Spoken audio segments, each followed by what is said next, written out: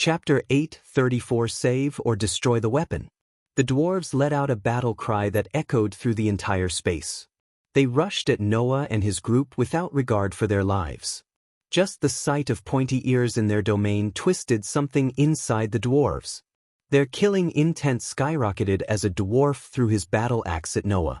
The axe soared through the air, but Noah simply flicked his wrist as the axe froze in the air, turned around, and flew straight back to the dwarf.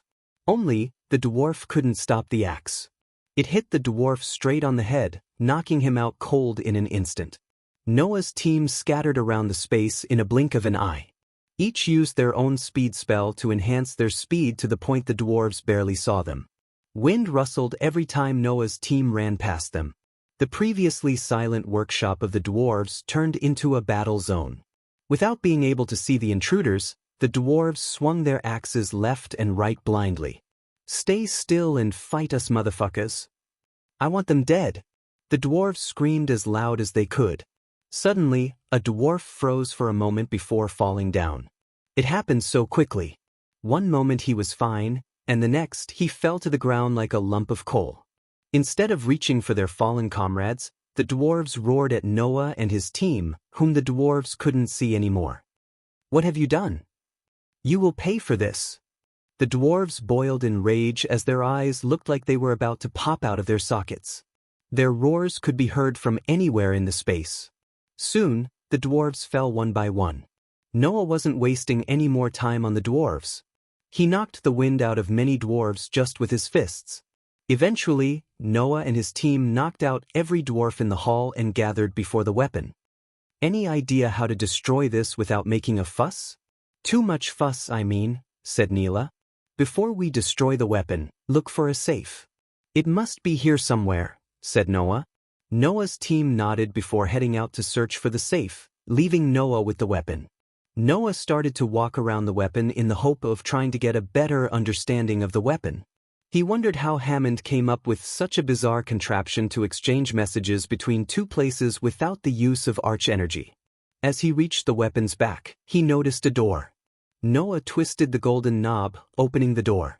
When the door opened, his face was illuminated by the jars lined up inside. His neck hair stood up due to the electric energy coming from the jars. There were almost 50 jars, and each had balls of lightning inside. Lightning in a bottle. Who would have thought that? Noah smiled. Noah tried to pull out a jar, but they were held in place by a magnetic field. So this is what powers up the weapon. How in the hell did these dwarves manage to catch lightning in bottles? Say whatever about the dwarves, they never ceased to amaze Noah with their innovations. Granted, Hammond was on another level compared to the dwarves, but it didn't mean the dwarves were incompetent. It was just their hatred toward the elves that got the better of them and forced them to kidnap Hammond. Still, Noah felt like he was missing something in this whole story. He couldn't put his finger into what it was, but his gut told me he was missing something, a crucial piece of the puzzle. While his team was turning the place upside down, searching for a safe, Noah pulled out a jar from the power compartment and put it in his space ring. He had a feeling this might come in handy later. After closing the compartment, Noah continued to walk around the weapon. When he walked a full circle around it, Neela returned to him with a proud grin on her face. "We found it," said Neela. "Lead the way." Noah sighed in relief inside. He was glad everything had gone according to plan till now. The red-haired beauty led Noah to the safe that was located in a small room. When Noah entered the brightly lit room, he was welcomed by a long oak table, chairs tall enough to accommodate dwarves, and numerous racks filled with parchment and scrolls. Whoever occupied the room didn't give a damn about tidiness. Everything was lying around out of order. It would be a miracle if anyone could find something in the room. The parchment and papers on the ground rustled as they entered the room. "There it is." Neela pointed at the safe built inside the wall to Noah. Just like the lever they used to get into this area, the safe had several keyholes as well as tiny gears. If Noah wanted to get the blueprints unharmed, he would have bothered to look for the keys. Since he was here to obliterate the plans, he just went to the safe and sent a stream of heavenly flames into the keyholes. The entire safe melted down like butter in a few moments. Then, Noah turned his focus onto the bigger problem, the weapon itself. "How do you plan to destroy it?" asked Neela. With ease, they heard Norvin's voice. When they turned to the doorway, they saw Norvin walking toward them in his human form. He carried a red oak barrel on his shoulder. Explosives. I found this in a room. Apparently, it's a new kind of explosive, more powerful and more stable. At least that's what I heard from the dwarves before I knocked them out cold, said Norvin. Push this baby into the weapon and watch it go kaboom. Problem solved. Norvin placed the barrel heavily on the ground as Noah's team almost leaped out of the room. I told you. It's stable. Stop messing around, said Noah with an amused smile. I will take care of destroying the weapon. You guys go ahead and get the dwarves to safety. I don't want them to get caught in the blast, said Noah. If it was Michael, he wouldn't have bothered with saving the dwarves. They built weapons to kill people. So they deserve to die. That would have been Michael's argument. Luckily for the dwarves, Noah wasn't a vengeful god like Michael. He was merciful. I will signal you when we get them to safety, said Norvin before leaving the room with Noah's team. After they left, Noah carried the barrel to the weapon. With a simple leap, Noah reached the weapon's mouth and slowly rolled the barrel down after he attached a rope around the barrel. Noah hovered around the weapon waiting for Norvin's signal.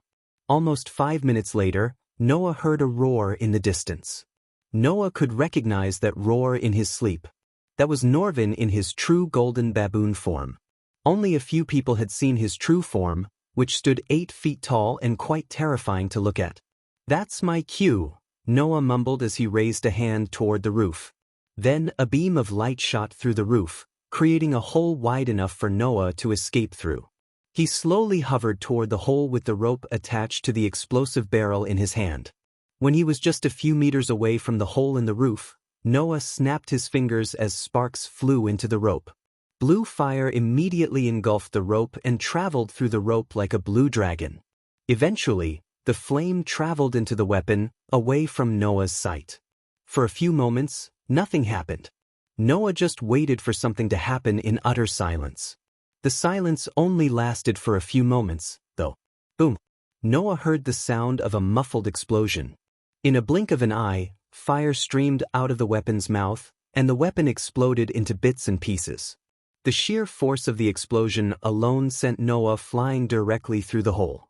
Norvin wasn't kidding when he said the explosive was more powerful. A single barrel was enough to destroy a colossal weapon to pieces and shake the entire building.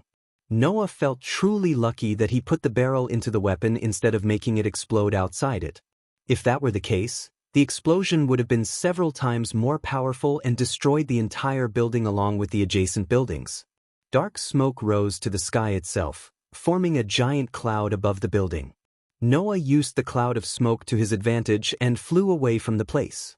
While he was flying away, he saw more and more dwarves running toward the fire instead of away from it. He felt pity for the dwarves. But luckily, Noah cleared the building before setting up the explosion.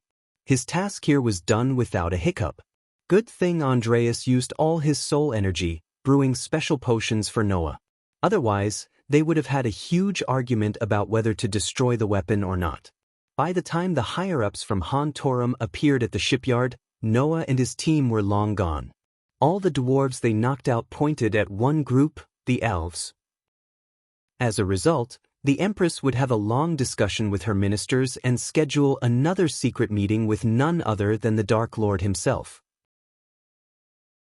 Chapter 835 The Inside Man of the Dark Lord. A few days after Noah destroyed the weapon and the prototype, as evening cast her dusky gown, when the air became fresh and restful, the time of joyful reflection arrived. The brightly lit city of Ice Fair met the peach sky. The evening arrived in stately fashion, with all the grace of a breeze in repose. Neela was on her way to meet her friend and fellow teammate, Alvaro Torres. He lived alone in Ice Fair and worked hard to get to Noah's team. The cobblestone pavement was littered with people of all manners. It wouldn't be an understatement to say the Ice Fair was the hub of Kingdom Kethern. People came from everywhere to Ice Fair to enjoy their time and buy rare things. One could argue that Ice Fair was the second safest place after Penn Town, where the Supreme Guardian resided. Neela wore white robes and put on her hood to cover her face. Some unruly hooligans were fighting and rolling on the ground. Neela walked around a cart that barely avoided the two hooligans. She was on her way to Alvaro Torres to talk about collecting information on potential targets who might be helping the Dark Lord. Everyone in Noah's team was ordered to pursue information about the Dark Lord's subordinates in their free time. However, they were strictly ordered against going after them without Noah's permission. Considering Neela was an ambitious girl, she chose the Dark Lord's head of information gathering as her target. Noah and Alicia believed the Dark Lord had someone powerful, connected, and influential working under him who was responsible for recruiting people into their course as well as gathering information. Neela had a few strong suspects, including Sadie Kaplan, the Silver Moon prodigy. Unfortunately, everyone on Neela's list had higher positions in prominent clans or organizations. Interrogating them without any evidence was equal to killing her own career. That was where Alvaro Torres came into the picture. Alvaro Torres' aunt was an elder in Silver Moon, and Neela hoped to use his aunt to get a meeting with Sadie Kaplan, the most suspicious one on her list. Among the suspects, Sadie Kaplan had the closest relationship with Ghost and was the most likely candidate who would have been brainwashed by him. After navigating her way through the crowd, she finally arrived at the edge of the city where the nobles tended to live. Bright crystal orbs lit the square with its radiant blue light as Neela turned left and strolled straight into the path that had the sign Torres Manor. Since it was evening and most of the patrons were either drinking in taverns or immersing themselves in pleasuring activities, the path to Torres Manor was void of people. Peach trees accompanied Neela on either side of the path as she enjoyed the calm and peaceful stroll. Soon, she noticed an elegant manor at the end of the road. From the outside, the Torres Manor looked cozy. It was built with walnut wood and has granite decorations. Small, octagon windows added to the overall look of the house and have been added to the house in a fairly asymmetrical pattern. The manor was shaped like an L. The extension extended into overhanging wooden panels reaching the end of that side of the house. The second floor was bigger than the first, which created a stylish overhang on two sides of the house. This floor had a slightly different style than the floor below. The manor itself surrounded a gorgeous garden with many hidden lights that made the garden come to life at night. As she reached closer to the manor, she noticed two large chimneys sitting at the side of the manor. They fumed gray smoke, which indicated to Neela that Alvaro was home. Neela knocked on the door. Alvaro, Neela gently tapped the wooden door. She heard a rustling noise coming from within as though Alvaro was rummaging through some parchments. Did I hear a girl's voice? Neela questioned herself. She could swear she heard a girl's voice coming from inside, but it couldn't be since Alvaro was single. Alvaro, Neela knocked again. This time, she added a bit of force. For a few moments, Neela heard nothing. She slowly reached for the dagger dangling underneath her cloak. Even a few moments of silence were enough for fear to creep down their spines. As Supreme Guardians elites, they didn't have the luxury of taking things simply. The Dark Lord was known to strike when least expecting. So, Neela's heart and mind feared the worst. Luckily, Alvaro put her mind and heart to rest as he opened the door with his usual grin. Alvaro was a brown-haired youngster with a stubble beard. He was neither too tall nor too short, with a medium-built body. While he was not in the silver armor, he used to wear rather ordinary clothes, like black trousers and a loose-fit cotton shirt that revealed his chiseled chest and muscles. What were you doing in there? Neela didn't wait for Alvaro to invite her in. Instead, she pushed him aside and let herself in. Once she entered the room, she was greeted with a cozy fireplace, a comfy sofa set, and a puffy carpet that blanketed the wooden floor. Please do come in, Alvaro rolled his eyes as he shut the door behind them. Neela plunged herself into the sofa and removed the cloak. I swear I heard a girl's voice in there. Are you hiding one, Alvaro? Neela teased Alvaro. Look under the sofa, said Alvaro with a hint of sarcasm in his voice. Neela leaned forward and pretended to look under the sofa. I bought a crate of ale from Embercrest. You want a mug? Asked Alvaro as he went to the kitchen on the corner. Where in the hell did you get the time to buy ale from the dwarves?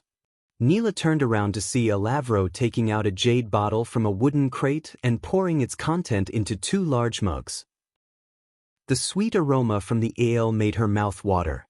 Alvaro brought the 2 mugs to the sofa and sat beside her after handing over 1 mug to Neela. Cheers. We deserve it. Alvaro clanked his mug against Neela's. Yes, we do indeed. We made quite a mess in Dalgarum. Good thing the dwarves have no idea it was us. They are gonna hate the elves even more now, even though I don't know how they can hate them more, said Neela, taking a long sip from the mug, enjoying every bit of the dwarven brewed ale. Her taste buds danced in her tongue and thanked her wholeheartedly. I gotta give credit to the dwarves. They do know how to brew good ale. I just wish Grayson was here with us. Neela signed. Grayson was one of the 2 guardians who lost their lives when the orcs self-exploded. If it weren't for the silver armor, more guardians would have lost their lives that day. They felt truly lucky for the armor and the runes engraved in it. To Grayson and Kian, Alvaro raised his mug, toasting for their dead comrades. And about that favor. Neela's voice trailed off. It's on. You have been invited to the Silver Moon beverage party thanks to Aunt Tegan. You owe me one, and if you mess this up somehow, you don't know me, Alvaro chuckled. I want to hug you. Please don't. Alvaro raised both his hands to defend himself from Neela's hug. Please remember, everyone is innocent until proven guilty. You don't know if Sadie is in bed with him or not. I will when I look her in the eyes, said Neela. After some chit-chatting and discussion about their lives, Neela left the manor and headed for her home to get some good night's sleep. It was Noah's new policy to get enough rest and sleep instead of overexerting themselves cultivating.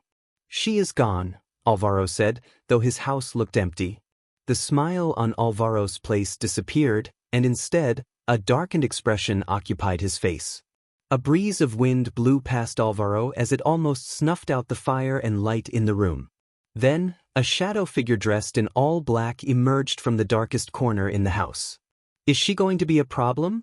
The dark figure asked Alvaro in a thick, otherworldly voice. Alvaro had a difficult time hiding the fear creeping down his spine. He swallowed mouthful of saliva and managed to turn his gaze toward the dark figure. No. She is just chasing some leads. Good. Because if she is a problem, at best, you will hear from Noah Winston. The dark figure paused for a moment, letting the silence sink into Alvaro's mind. At worst, you will receive a visit from the Dark Queen, said the dark figure. Because of the dark hood covering his head, Alvaro couldn't make out the figure's features. Serving the Dark Lord could be a fruitful endeavor. He will only ask you for your loyalty. In return, you can get anything in this world, said the dark figure as Alvaro rolled his eyes. Spare me the sales pitch. What you're doing here is blackmailing. The only reason you are here and I am not at Noah's home is I don't have a choice, Alvaro growled. To Alvaro's surprise, the dark figure chuckled. Of course, you have a choice. You can tell the Supreme Guardian that you feasted on a helpless woman when you weren't supposed to. You can tell him that your lust overshadowed your judgment. I heard your Supreme Guardian is a merciful person. What's the punishment for rape? Castration and lifetime prison? You can ask for forgiveness. You always have a choice, the dark figure amused as Alvaro burned with rage inside. We will be in touch, the dark figure said, giving no damn about Alvaro's fury. The figure turned around to leave when he looked over his shoulder at Alvaro. We have eyes everywhere, Alva. Engrave that in your mind. I think we both agree you do not want to meet the Dark Queen. You will hear from me soon. As he said, the dark figure disappeared from the room. Alvaro felt sweat beads trickling down his face after the dark figure left. A sin he committed in the shadows came back to haunt him. He thought he escaped the sin, but now he was forced to be the Dark Lord's inside man in the Guardian Guild. Chapter 836 Beast of Itnes, Current Day. Michael was on his way to harvest everything he needed to fix the gold coins problem. Taskin and Thilv accompanied Michael as Vidora chose to stay with the tribe because they liked how the wood elves treated them. Almost all the trees had sparkling blue leaves instead of the usual green leaves. Not only the cyan color of the forest but something fresh in the air that put everyone at ease. Michael felt the forest around him was alive. Any predators around here? Michael asked Taskin and Thilv. Except for the wolves Michael killed at Tar's campsite, Michael met no predatory animals. The rabbits, foxes, and birds Michael saw had sparkling bodies. They glistened under the canopy's shade. They used to be around, Taskin started to answer Michael. But ever since the demons occupied the mother tree, they ran deeper into the forest. This place crawled with all kinds of creatures before they invaded us. You cannot walk a minute in the forest without catching a glimpse of something. Now it feels so void of life, said Taskin. You might meet a few where we are going, my lord, said Thilv. She addressed him as my lord instead of the Dark Lord. Michael grew quite tired of being called the Dark Lord by the elves sooner than he expected. Therefore, he ordered them to call him like his subordinates and men, my lord. At first, the wood elves seemed reluctant, but after Michael ordered them, they changed how they addressed him. The three of them enjoyed their walk in peace. Instead of bringing a group of elves with him, Michael only brought Thilv and Taskin. This couple seemed competent and knew the forest like the back of their hands. Plus, Michael wanted to know more about the two wood elves. So the humans here worship me or any other god? Asked Michael. We don't know much about them, my lord. They live far, far away from the mother tree. We call them the water tribe, said Thilv.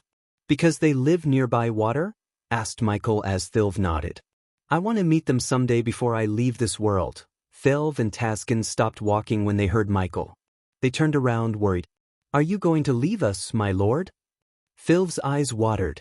Taskin was actually stunned to see Thilv behave this way in front of the Dark Lord. She was a warrior with an iron heart. She was an alpha of their tribe before he married her.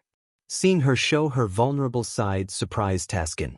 I told you, there is entirely a new world out there where I must be. But fear not, I will visit you often. When the time comes, I will build a gateway connecting the worlds so people can travel between, said Michael. Speaking of the other world, Michael wondered how to leave this place without using badass points. Somehow Michael believed there was another way to get out of this world. The past Dark Lord may have left something for him since he seemed to leave a lot of things to guide Michael in his path. The God's world? Thilv asked with a completely stunned face. More like a messed up world where I have lots of enemies, Michael chuckled. Jokes aside, I do plan to bring you there. But not before I fix everything here. Clothing, for example, said Michael. My lord, what is wrong with our clothes? Thilv's naive question almost made Michael laugh, but he smiled and gestured at them to lead the way. Almost after 7 hours, the sun slowly descended toward the horizon. One would expect the forest to get dark, but on the contrary, the trees and vegetation around them glowed brighter. The luminescent leaves, mushrooms, and barks lit the forest like neon lights. Michael let Taskin and Thilv take some rest before continuing their journey. He lost track of time as he followed them behind deeper into the forest. Eventually, Michael noticed the veil of mist slowly appearing in his sight. We are getting closer to the spot, my lord, said Taskin. He looked a bit uncomfortable and borderline afraid. They were stranded far away from the mother tree and her protection. Usually, the wood elves would avoid traveling deep into the forest at any cost. All tribe elders prohibited venturing deeper into the forest as they believed it made the wood elves mad. Before we go further, put this on your face. Michael threw them black face masks with filters built within.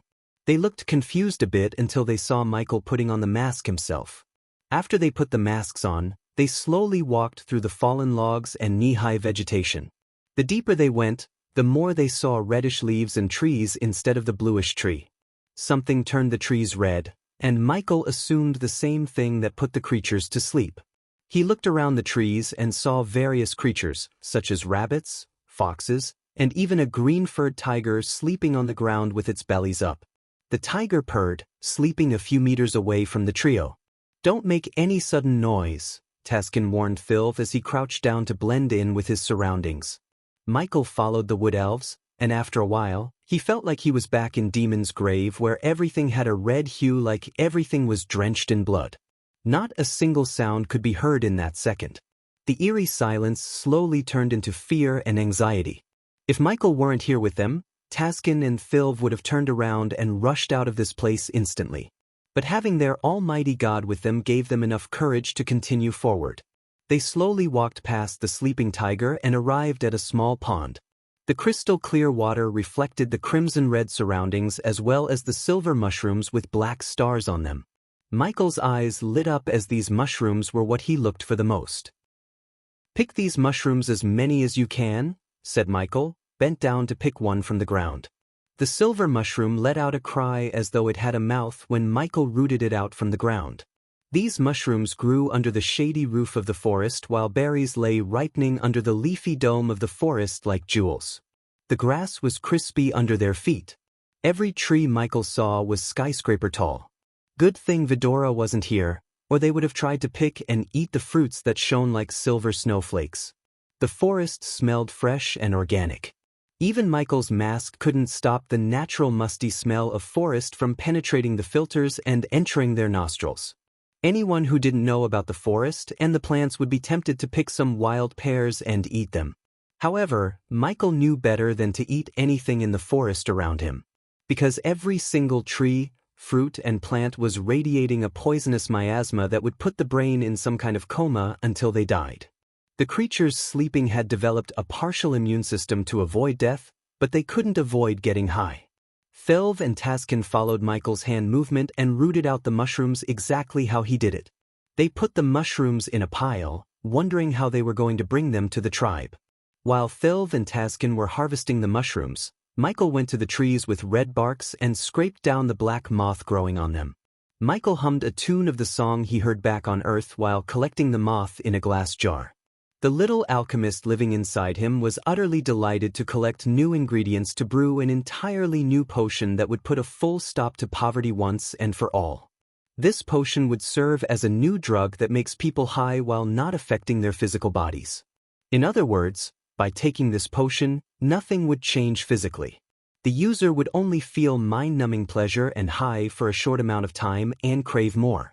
Since Michael was not a drug dealer, he planned to brew an antidote to remove the craving and urge.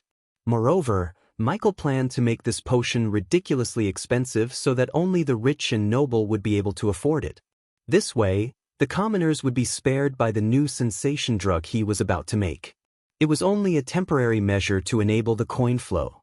His end goal was to invest in legit businesses and hotel chains, not dealing drugs. Even the Dark Lord had standards and limits. The last thing he wanted was to have a bunch of druggies roaming the streets of his beautiful world. He blamed Noah for closing down Majestic and Hades, which pushed him to go into the drug industry. As they were peacefully harvesting herbs and various ingredients in the forest, Thelv's ears twitched. She immediately stopped harvesting the mushrooms, turned around, and saw Taskin slowly reaching for his bow. It seemed like he heard the same rustling that she had heard just a moment ago. Taskin and Thelv looked over their shoulder to see Michael calmly walking around picking blueberries. "My lord," Taskin whispered, trying to get Michael's attention. "There is something approaching us." "Yes, I know that," Michael calmly answered Taskin. The brown sack into which Michael put the blueberries disappeared along with the pile of mushrooms on the ground. He then strolled toward Thelv and Taskin. "Stand back. I'll deal with it," said Michael.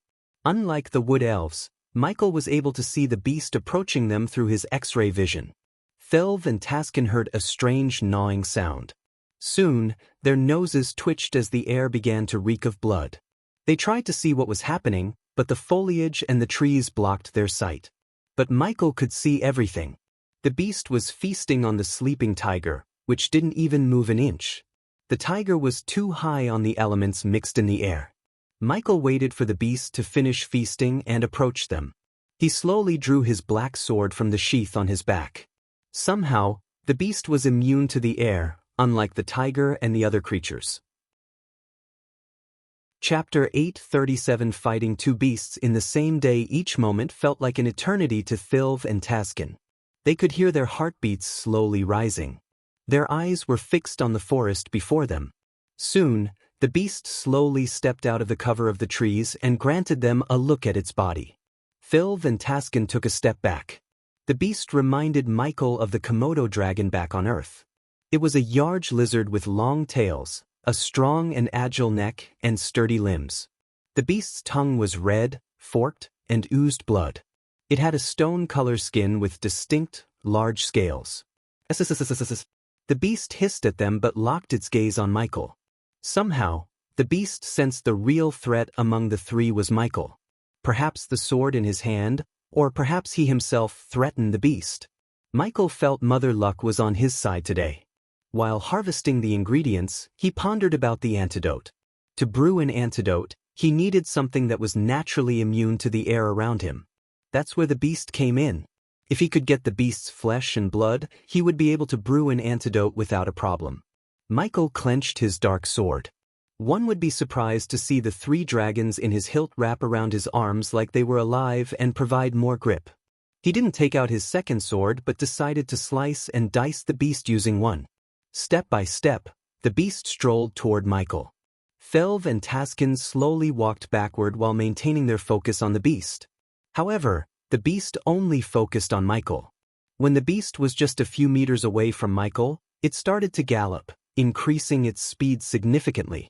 Suddenly, the beast pushed its legs into the ground and lunged at Michael with its mouth wide open. The poor beast had no idea how fast Michael could move. He just swayed his body to the side and dashed forward with his blade tilted to the side. Felv and Taskin felt a gust of wind blow past him as one beast became 2. Michael's sword cut through the beast's body like a hot knife through butter. 2 halves of the beast hit the ground with a sickening thud. Blood sprayed out everywhere, including Michael, Felv, and Taskin. Michael sheathed his sword back into the sheath and turned around. The beast looked like neatly cut fish fillets, except it had more blood, bits of pieces of the tiger it just ate, and entrails. Although the wood elves were shocked at how quickly the beast died, they weren't disgusted by the sight of its dead body. This told Michael that these wood elves had witnessed much worse. Good, they aren't soft bloods, Michael said to himself. He flicked his wrist as a dagger, and a glass jar appeared in his hand. Then, Michael squatted beside the 2 halves of the body and carved out the beast's heart, flesh, and collected its blood into the jar. Once again, Michael hated the system for not giving him any experience points. But then again, killing a creature with no cultivation level was as easy as stepping on an ant. It was no challenge or thrill. After collecting the body parts of the beast, Michael turned his focus on the ingredients. "Shall we continue?" asked Michael as Felv and Taskin snapped back to reality. They continued to collect the mushrooms. Hours passed without their notice. Michael enjoyed the momentary peace and quiet. Eventually, Michael picked enough mushrooms and harvested enough ingredients to get his potion business running for a few months. This time would be enough for him to earn gold coins and invest or build businesses to generate passive income. "It's enough," said Michael. Felv and Taskin were sweating. The task exhausted them quite a bit. "If you don't mind me asking, my lord, what are you planning to do with all these?" "They seem poisonous," Taskin asked Michael. "They are. But with a little bit of magic, the mushrooms could be turned into something special," Michael answered as he strolled toward the pond. He washed his face in the crystal-clear water. Then he decided to return to the tribe. On the way back, Michael led them instead of the other way around. He memorized the path back to the tribe. Taskin and Phil followed him while cautiously looking around their surroundings. Almost after walking in peace and quiet for an hour, Michael slowed down. The red forest was far behind them, and they entered the forest part with sparkling blue trees. "Something wrong, my lord?" Taskin questioned Michael. "Climb up this tree and stay there." Michael pointed at the tall tree beside him. Taskin and Phil were bewildered, but they chose not to question their god. Taskin nodded as he put his back against the tree, boosted his wife to the top, and climbed up the tree with Phil's help. They used the branches and holes in the tree as stepping stones to reach the top. Michael leaned against the tree as though he was waiting for someone. Suddenly, out of nowhere, an arrow soared through the air, piercing the veins, foliage, and saplings. The arrow almost hit Michael's wrist where he wore the Olympus. It didn't feel like whoever fired the arrow missed the mark but targeted the Olympus precisely. But before the arrow could hit Olympus and shatter it to pieces, Michael caught the arrow just a few inches away from Olympus. Upon sitting on the highest branch in the tree, Felv and Taskin were stunned. As far as they could see, no one was there. Still, the arrow came from somewhere. "You are good marksmen. I give you that." Michael's voice swept across the forest. "Pity you are not as good as you think you are," said Michael. He was nonchalant about the arrow or who fired it. Ever since he stepped onto the demon's grave, he had a feeling someone was following him. Although the environmental scanning sensed nothing, his instincts told him that he was being followed. Yet again his instincts were spot on. Michael heard the sound of the whistling wind as another arrow came from another direction. Not even a second passed when another arrow soared through the forest from the opposite direction of the previous arrow. Michael caught the two arrows just in time before they hit Olympus. "Whoever you are, you want a fair fight. Am I right?" asked Michael. Arch energy from the crystals amplified Michael's voice to the point the creatures around him scattered away in fear. The arrows stopped. Then, Michael threw away the arrows and removed Olympus from his wrist. He had a feeling the one who fired the arrows was watching everything. Michael placed the Olympus on the ground and waited for the person to show themselves. Silence fell over them. A few seconds later, the vegetation around Michael rustled. Thrive, and Taskin noticed something big and black approaching them. The figure lurked in the shadows and seemed to hide itself using the shadows. They perfectly blended with the forest despite how colorful the forest was. "Stay up there," Michael said to Taskin and Thilv when they seemed reluctant to stay still and let Michael handle the shadowy figure. The rustling noises pounded louder and louder as the figure finally stepped out of the shadows. Thilv and Taskin were caught off guard. Simply put, they were stunned. It was a giant black panther that walked on its 2 feet like a human. Michael remained calm as the black panther cautiously made his way toward Michael but kept a safe distance. When Taskin and Thilv looked closer, the black panther had more humanoid features than they initially saw. He had the face of a panther and shiny black fur, but his muscles and limbs looked more human than those of a panther. His black tail swayed with the wind. The black panther's eyes glistened with immense killing intent. Michael could feel the murderous lust radiating from the panther. "Where did I see you before?" Michael rubbed his chin. The black panther became more furious, seeing how calm Michael looked. However, except for his eyes, nothing betrayed the anger within the black panther's heart. It was a trait of a seasoned warrior. Michael was sure of that. They both slowly started to walk in a circle while maintaining eye contact. Michael snapped his fingers as his eyes brightened. "You were with Tanulia Vauren, the invisible bodyguard. I knew I'd seen you somewhere," said Michael. "But the rage within your eyes, it feels personal. Like I took away someone you loved." "Don't tell me you were in love with Tanulia," Michael snickered. "Nah," Michael shook his head, "it's much more, Jacoby." The Black Panther finally opened his mouth. His voice sounded extremely thick and gritty. Since there were no beast men in Itnes and Taskin and Thilv had never seen one, they were completely shocked. Their god looked smaller compared to the 7-feet monstrosity riddled with muscles. Yet they saw no fear in the Dark Lord's eyes. Not that they expected a god to be afraid of a cat. "Jacoby?" Michael tilted his head, trying to recall the name. "Sorry, no idea," Michael shrugged. Of course, Michael remembered Jacoby. Even if he didn't know the name, the Black Panther had a resemblance with only one person Michael had met, the one who tried to hunt down Gaia and almost succeeded. Everything started to make sense except how this Black Panther managed to not only enter the demon's grave but also come here. "I shall make you remember then. Ghost." The Black Panther addressed Michael by his name instead of the Dark Lord. Before he disappeared, he was tracking Gaia, the Queen of Nagaland. "Did you kill him?" asked the Black Panther.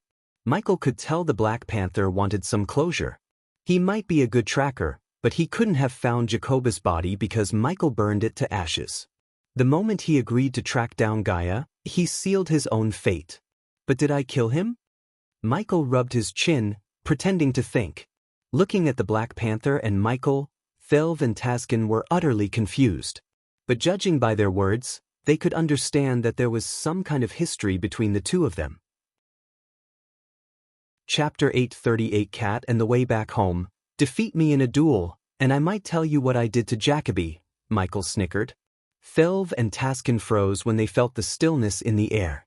Something was about to go down, and they felt it in every fiber of their being. Michael swayed to the side and bent his back as he heard the twang of a bow string. An arrow flew above Michael's head and struck the tree behind him. Michael looked up to see the Black Panther on the tree branch. In a blink of an eye, the Black Panther managed to leap onto the branch, getting a higher ground to attack Michael with his bow. The Black Panther nimble jumped to another branch.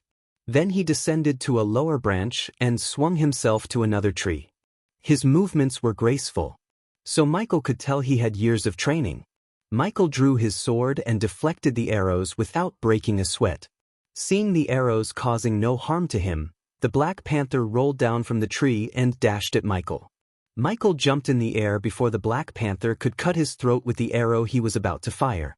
Then, the Black Panther took out a pair of jade daggers. He quickly changed course after his initial attack failed. With speed beyond anything or anyone Phil and Taskin witnessed, the Black Panther lunged at Michael.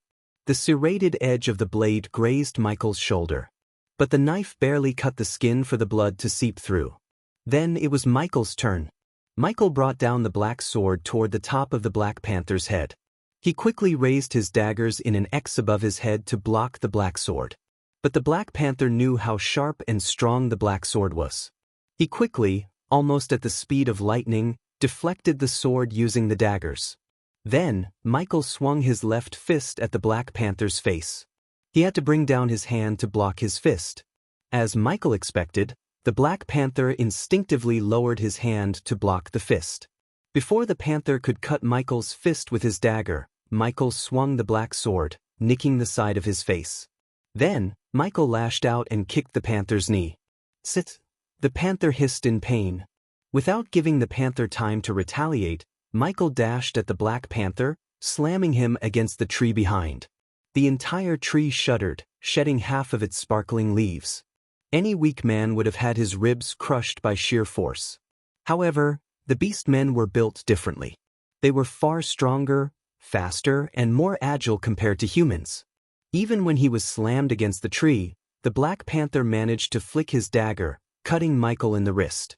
The sharp pain caused Michael to lose grip on the black sword. It flew away from Michael and landed on the ground with a thud. Michael hated losing his sword as he grabbed both the panther's wrists and slammed them against the tree once again. This time, the panther lost the daggers. "Not as weak as you thought, isn't it?" Michael asked, holding the panther against the tree. Every muscle in Michael's body bulged. His ripped body stunned even Taskin.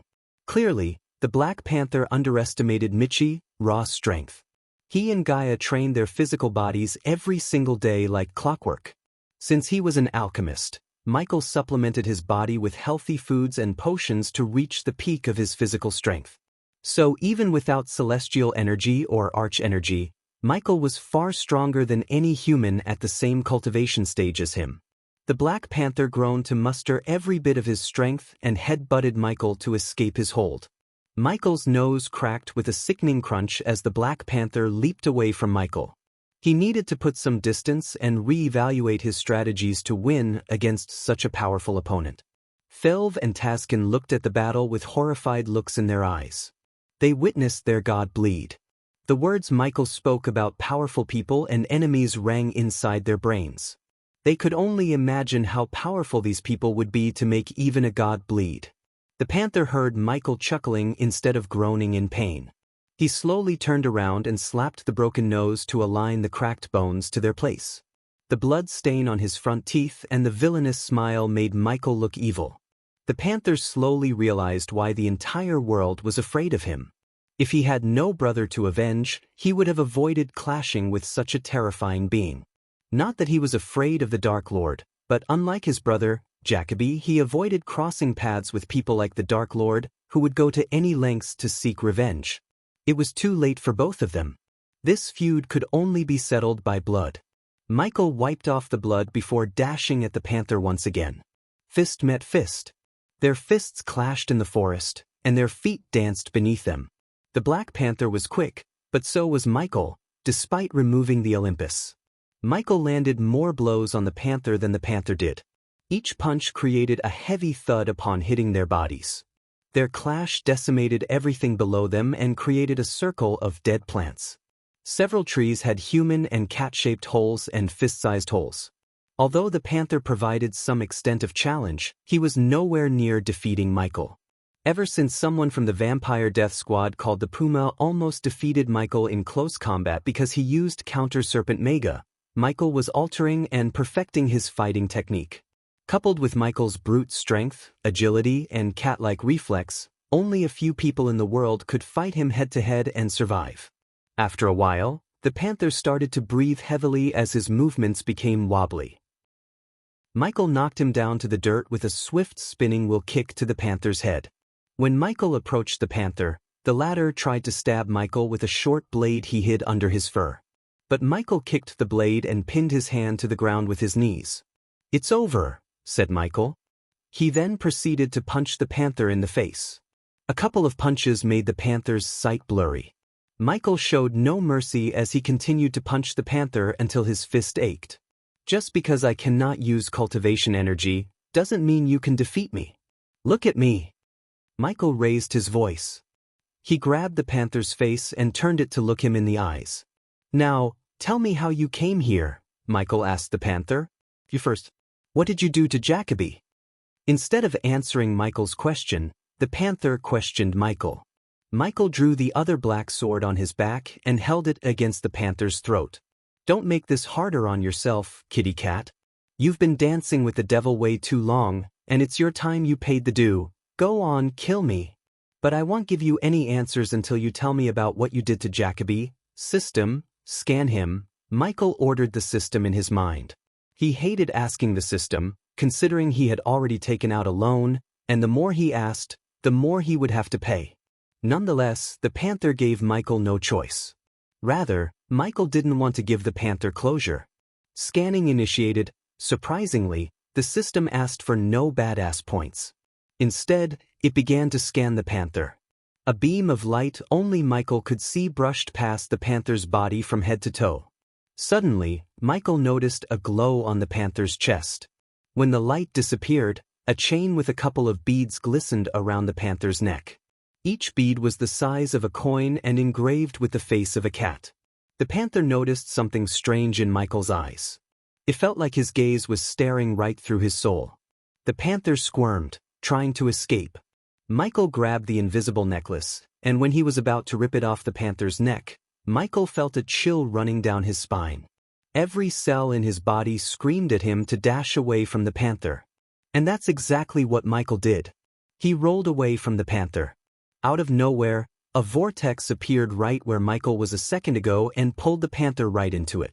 The space distortion Michael felt at that moment was nothing he had ever felt. In a blink of an eye, the panther and the vortex vanished into thin air. Damn it, Michael cursed the teleportation portal. But he felt something in his hand. When he looked down, he saw a single coin in his palm. The silver coin with a cat's face radiated a dim glow in his hand. "That is your way home, host," said the system. "What is this?" Michael asked the question. He almost forgot Phil and Taskin were watching him from above. The system level is too low to answer the question. The system's answer disappointed Michael. "How do I use dash?" Michael halted his question as he suddenly remembered the copper ring left behind by the past Dark Lord. He had a feeling that the copper ring might open a portal using the coin. But it was not the time for him to test the theory. There were so many unknowns in Itnes and the demon's grave. For now, getting home safely took high priority. However, before he could leave, he had to visit the ash field and see what Skyhall was up to. With few things and many questions in his head, Michael strolled toward where he put the Olympus, picked it up, and wore it around his wrist. The Olympus was not the only thing he picked from the ground. He also picked up the arrows left behind by the panther, who was called the cat by his people.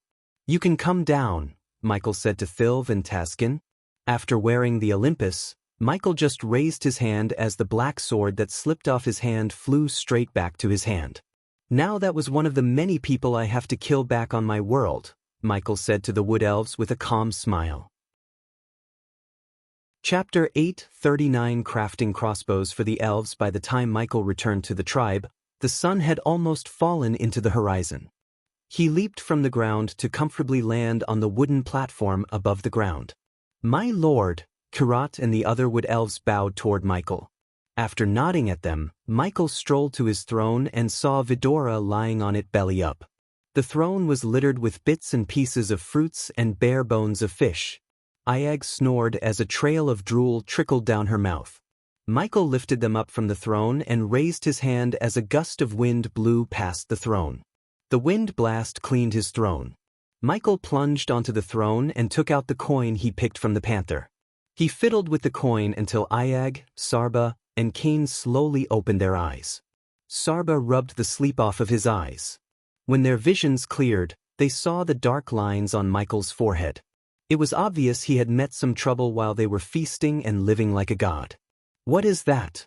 Ayag asked, looking at the coin in his hand. Sarba turned his gaze. He saw a strange glow coming from within the coin. "Do you remember the beast man who tried to capture Gaia on Zanala's behalf?" Michael asked Vidora. "What of him?" "Don't tell me he's alive somehow," Ayag frowned. "Someone in his tribe followed me here."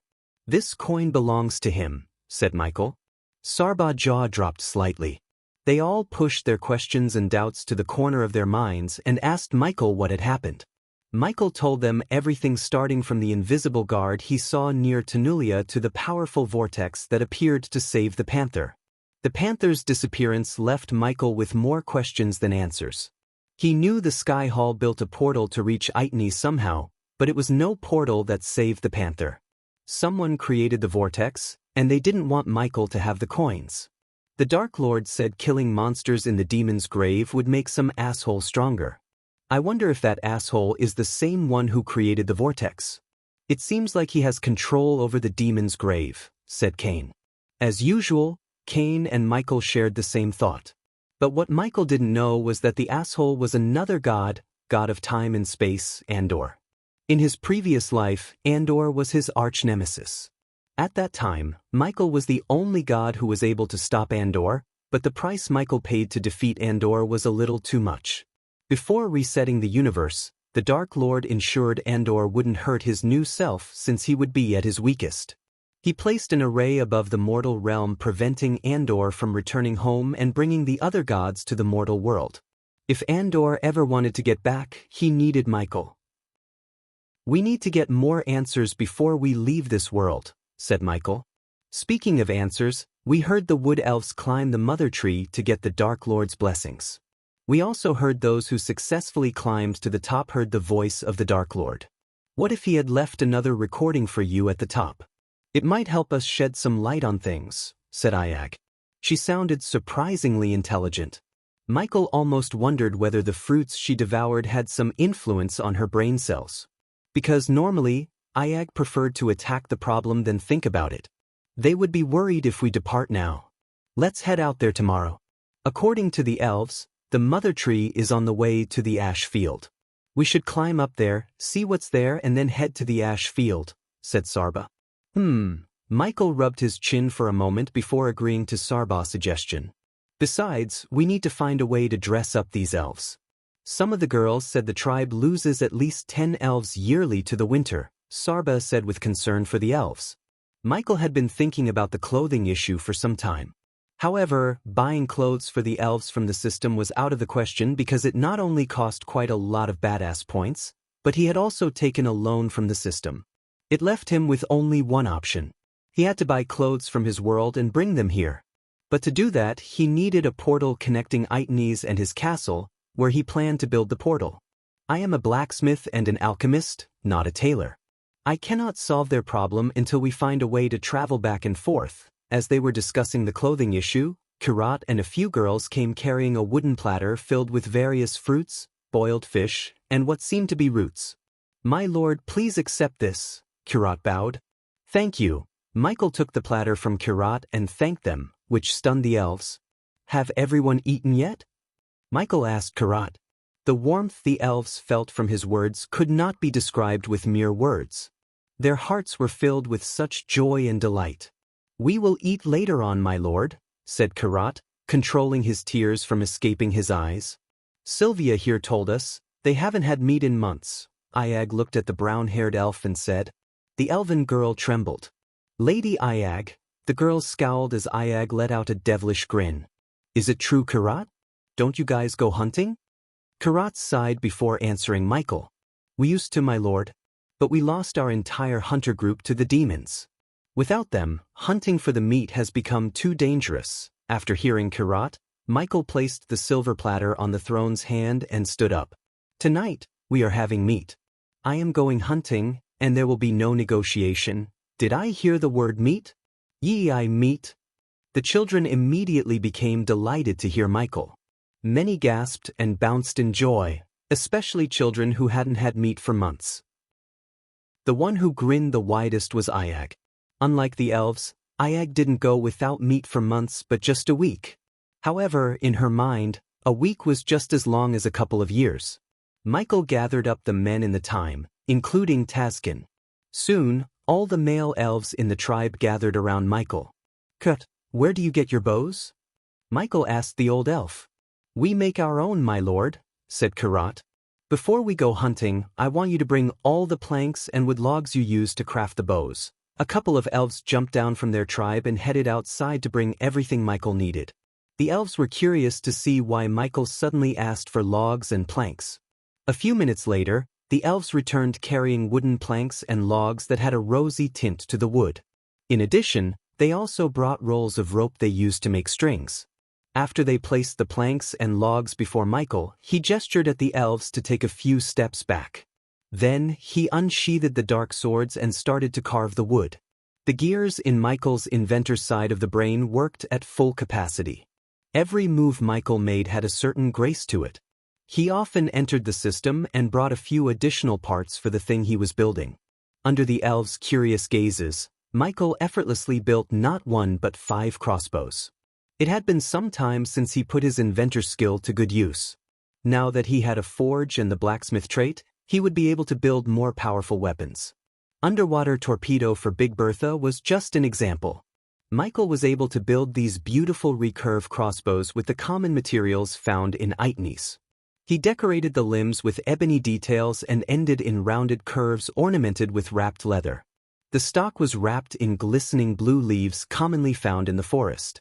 Since Michael felt generous, he crafted a long quiver for every crossbow using deer hide. He decorated the outside with animal horns. In the hands of any archer, this bow was capable of firing arrows up to 70 meters while still retaining lethal power. "What is this, my lord?" Tazkin asked Michael. "Watch." Michael raised the crossbow, knocked an arrow into the barrel, and aimed at a tree almost 20 meters away from them. "Move aside." Ayag flew through the crowd and pushed them aside from the bolt's trajectory. When the elves cleared out from his path, Michael pulled the trigger. As soon as Michael pulled the trigger, the bolt shot out of the crossbow, creating an acute swish. The bolt soared through the air and hit the tree Michael aimed in a blink of an eye. It penetrated deep into the bark and jerked for a moment. Considering Tazkin and most of the wood elves were skilled archers, they were speechless to see the speed and the power of the crossbow. "You can fire a bolt up to 70 meters. I built it in a way you do not have to worry about wind direction. Just aim and fire." Michael demonstrated how to reload the crossbow and fired another bolt farther than the previous one. When he first arrived at his new world from the Earth, he had a hard time hitting the targets using a bow and arrows. Of course, he could hit the targets in close range, but the cultivators used arch energy to hit targets beyond what a normal human being could hit. Thanks to Gaia and practice, he became a deadly marksman. He still had a long way to go to reach Gaia's level. She was a frickin' beast when it came to long-ranged combat. One time, he saw Gaia hit a drone flying through dark clouds in a storm from 500 meters away. He doubted he could reach her level without the system's help. She was a natural-born marksman.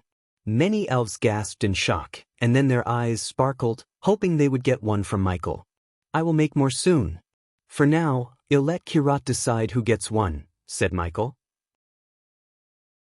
Chapter 840 Death of Vidora. The next day, Michael prepared to head for the ash field.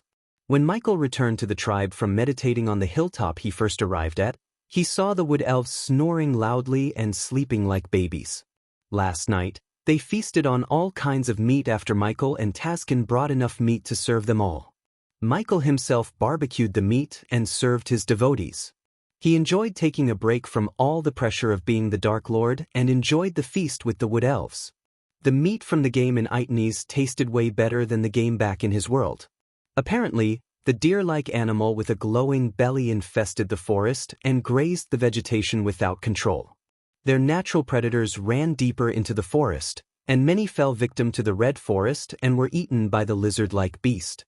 If he hunted them down, he would be doing a favor to the forest and the wood elves.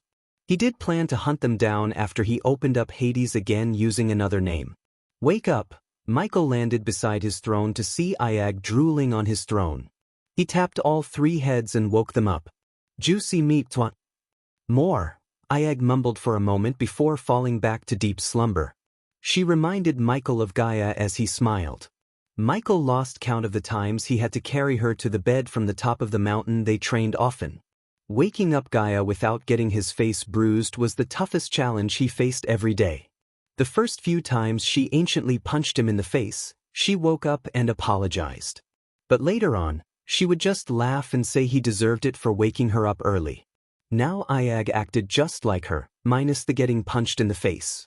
My lord, Kirat strolled toward Michael, navigating through the sleeping wood elves. Instead of returning to their homes, all the elves fell asleep on the spacious wooden platform.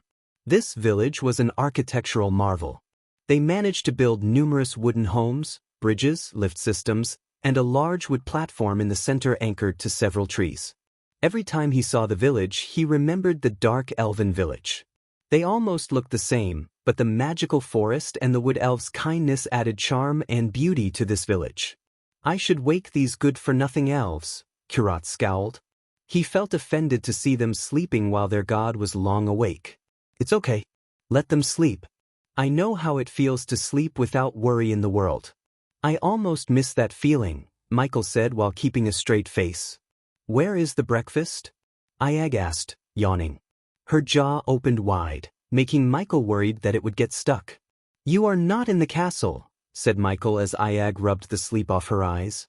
She heaved a sigh of disappointment when the realization hit her. I should fetch you something to eat right this instant, Lady Iag. No, Michael stopped Kirat with a wave of his hand. You'll get them something on the way to the mother tree, said Michael. He avoided telling Kirat the full truth that he was on his way to the ash field. To the wood elves, the ash field was a forbidden land. No one alive in the tribe had visited or even seen the place. According to Taskin, the ash field was far north of the mother tree and relatively closer to some orc tribes. He didn't think the orcs would step onto the ash field or anyone for that matter. Simply put, Michael learned nothing about the ash field from the elves, and it seemed like no one knew about the place, which made Michael more curious. I'll be back when I can, said Michael before slowly ascending into the air. We will wait for your arrival, my lord. Kirat bowed as Michael shot through the canopy and disappeared from Kirat's sight. After leaving the tribe, Michael cast the lightning dash. Kirat vaguely saw a streak of black lightning in the sky and stared at the sky until the lightning faded away. In the sky, Michael was on his way to the mother tree at full speed. Vidora wrapped their tail tightly around Michael's neck and tried not to fall down. Everything around them seemed blurry due to Michael's speed. When things cleared up, they reached the mother tree. Even when Michael was way higher from the ground, the top of the tree seemed far away. The tree spanned as far as one could see. A sparkling canopy overshadowed the blue sky itself. It would take a couple of the tallest buildings on Earth to be stacked on top of each other to reach the mother tree's height. Michael wanted to see the tree at night, where it would radiate like a giant neon tube light. How did Taskin climb to the top, and how the hell does anyone climb to the top? Ag's neck ached just by looking up at the tree. The mere thought of climbing the tree without using energy seemed absurd to her. Resilience, said Michael. You can do almost anything if you put your mind to it. Michael slowly hovered toward the tree while noticing the empty castle ground and campsite around the mother tree. As Michael expected, the old woman kept her word. The Skyhall soldiers finally vacated the once the holy ground of the wood elves. We should take over the castle, Iag suggested after looking at the empty castle. However, Michael firmly shook his head. No. This place used to be holy and I will keep it that way. The moment we build a portal connecting this world to ours, I am razing everything the Skyhall made to the ground. For now, Michael didn't want to start a wildfire that would engulf everything, including the mother tree itself. Besides, there might be something inside the castle he could use against the Sky Hall, even though Michael doubted the old woman would have left something. She didn't seem like someone who would make such a careless mistake. Michael increased his speed to reach the top faster but didn't fly at his full speed because he didn't want to miss any clues. As he was flying toward the top of the tree, Michael noticed several birds with strange designs on their body and colorful eyes that glowed like jewels. He had never seen such exotic birds before. They all scattered away and flew into the holes in the mother tree's branches as wide as a typical big tree. The tree was home to unknown species and had its own unique ecosystem. His love for Aitnes surged to the point he realized why the past Dark Lord had taken such interest in Aitnes. What Michi didn't know was the past Dark Lord did not only simply take an interest in this world but protected the world from Andor and his schemings. He had to kill someone he cared dearly to save this world from getting destroyed. Almost after 30 minutes, Michael reached the top, where 11 branches branched out from the center that looked like an elegant garden. These branches looked like pillars that held the canopy on their backs. Michael felt a pleasant chill on his feet when he landed on the grass field. Birds chirped in the distance as Michael strolled toward something that looked man-made. To be precise, it was a giant stone pillar entangled by veins and moths. It didn't feel like he was on top of a tree. Instead, it felt like he was walking in a hall made of Mother Nature herself. Everything around him was untouched by death and destruction caused by the Sky Hall. He didn't think the Sky Hall soldiers ever managed to reach this place. They would have if they could use arch-energy. Thank the gods, they couldn't. Otherwise, the Sky Hall soldiers would have hunted down the bright blue-feathered birds watching him just for their feathers. Michael's full focus was on the stone pillar. The closer he got to the pillar, the more he felt a strange energy coming from it. When Michael reached the almost 7 feet tall pillar, he grabbed the veins coiling around and pulled them apart. It took him a few seconds to completely get rid of the veins. Finally, Michael was able to see the stone pillar clearly. What he saw engraved in the stone pillar rendered him speechless. His heart almost skipped a beat. For a brief moment, Michael's mind just went blank. The reason for Michael's complete shock was the engraving of a man with 2 swords fighting a 3-headed hydra hundreds of times the size of him. That was only a part of the mural. Below that, they saw the fallen hydra and the man kneeling before its body, presumably exhausted after a battle. It can't be real. It's not. It must be Mugashiku, Ag muttered as Kane slowly shook his head. Mugashiku is a 4-headed hydra.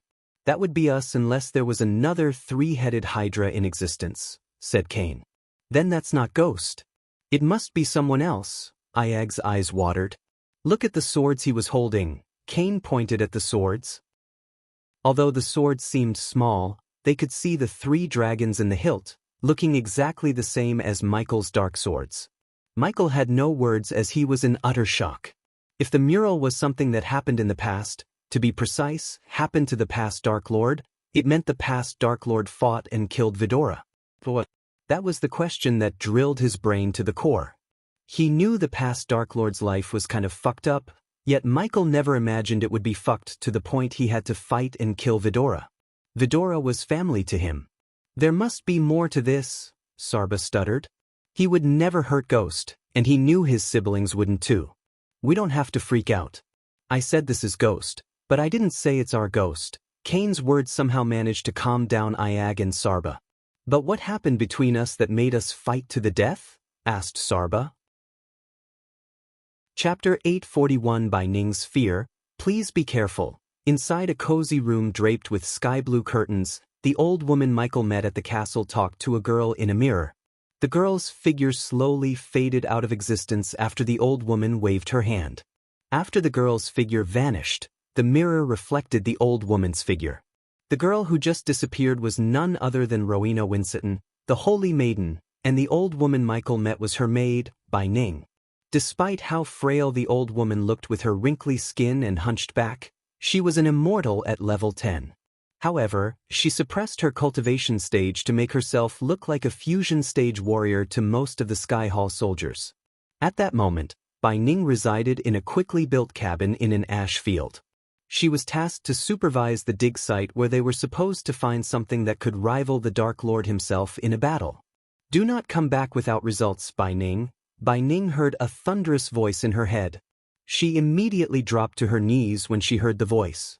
Almost instantly, sweat beads formed on her face, and she remained on her knees for a few long moments. She had only feared 3 people in her life: the Holy Maiden, the Dark Lord, and this mysterious Lord of the Sky Hall. Bai Ning didn't fear the first 2 as much as she feared the latter because Rowena and the Dark Lord were still weak compared to her. The same could not be said of the mysterious Lord. He could end her and the entire Sky Hall with a snap of his fingers. Even the great elders of the Sky Hall feared him. Luckily for most others, they didn't know such a person existed. Many thought, including the Holy Maiden herself, that Holy Maiden was the highest rank. However, the truth was that there existed someone above the Holy Maiden. The most powerful great elders served him and feared him more than they did the Holy Maiden. Deep down, Bai Ning didn't want to see this mysterious lord in person. Instead, she was quite happy serving him from the shadows. Bai Ning hoped that the Holy Maiden would bend her knees to this mysterious lord when the time came, though Bai Ning didn't think that would happen, judging by Rowena's temperament. Even after the voice's effect on her faded, Bai Ning couldn't get back to her feet. Eventually, she managed to muster enough strength to stand up and leave the cabin. Bai Ning heaved a sigh as she strolled toward the wooden door and twisted the golden knob. As soon as the door opened, she was welcomed by an alarming sight. Lightning struck close to her and all around the place again and again. The sky roared as an eternal thunderstorm dominated this realm. Strange sounds erupted from behind Bai Ning, perhaps 2 beings fighting each other or a collapsing landscape. In spite of the treacherous landscape, she got the feeling she was not in immediate danger. This place was no walk in the park, but at the very least, she should be able to survive for a couple of weeks. The men she brought from Sky Hall and those who occupied the mother tree were doing typical labor such as carrying crates, erupting tents to survive the thunderstorm, and digging holes everywhere as though they were searching for something. It was tough for Bai Ning to see through the ashen air. The entire place had an eerie crimson-red hue to it. Bai Ning decided to go out there and look at how the digging process was going in person. Cupping the mother tree was just a secondary task. Their main task was to dig up something that the mysterious Lord ordered the great elders to do. With the equipment coming from Sky Hall and extra manpower, Bai Ning believed they could find whatever was hiding in the ash field. "You have 3 weeks." Bai Ning's mind replayed the words spoken to her by the mysterious Lord. Initially, when they first arrived at Itnes 2 months ago, she had no worries or pressure. The mysterious Lord rarely bothered to speak to her. But imagine her surprise when the Dark Lord himself came to pay her a visit. Then, all hell broke loose. Something inside the mysterious Lord broke after he heard the Dark Lord's name. Bai Ning lived long enough to tell when someone was feeling overwhelming killing intent. She didn't know the history between the Dark Lord and the mysterious Lord, but one thing was certain: the mysterious Lord had deep hatred toward the Dark Lord. "Curse you to hell, Dark Lord." Bai Ning cursed Michael under her breath and went to meet the captain of this unit. A few meters away from her, a group of silver-armored soldiers was digging the ground using shovels, while another group was carrying an unconscious soldier toward one of the tents. Lady Bai Ning, the elven captain, noticed Bai Ning and dropped his shovel. "Captain Fenian, how's the digging going?" asked Bai Ning. Because of the thunderstorm and the howling wind, they had to speak louder than they were used to. "We are losing more and more soldiers, Lady Bai Ning. The air is getting more and more toxic the more we dig, Lady Bai Ning. I'd suggest we bring more equipment and wait till our scholars find a way to filter the air," said Fenian. But Bai Ning firmly shook her head. "Not an option, Captain. The order came from the top. If we don't show results to the higher-ups in 2 weeks, it'd be our heads that roll on the table." Bai Ning didn't give a damn about the soldiers. As far as she was concerned, they were all expendable. "At this rate, we won't have enough men to dig, Lady Bai Ning. We have already lost half of our men to the Dark Lord, and many of the survivors fell sick to the toxic air." Fenian raised his voice. Unlike Bai Ning, he cared about his men. Dying came up with being a soldier, but Fenian preferred dying with honor on the battlefield to digging for something. Have they taken the purification pills? Asked Bai Ning. They have, Lady Bai Ning. But the pills seem to lose their effect when they dig deeper into the ground. Maybe we tell the Holy Maiden about this, and Bai Ning didn't realize she had raised her voice to the point it sounded louder than thunderclaps. The soldiers stopped what they were doing and turned their gazes to Bai Ning. Back to work.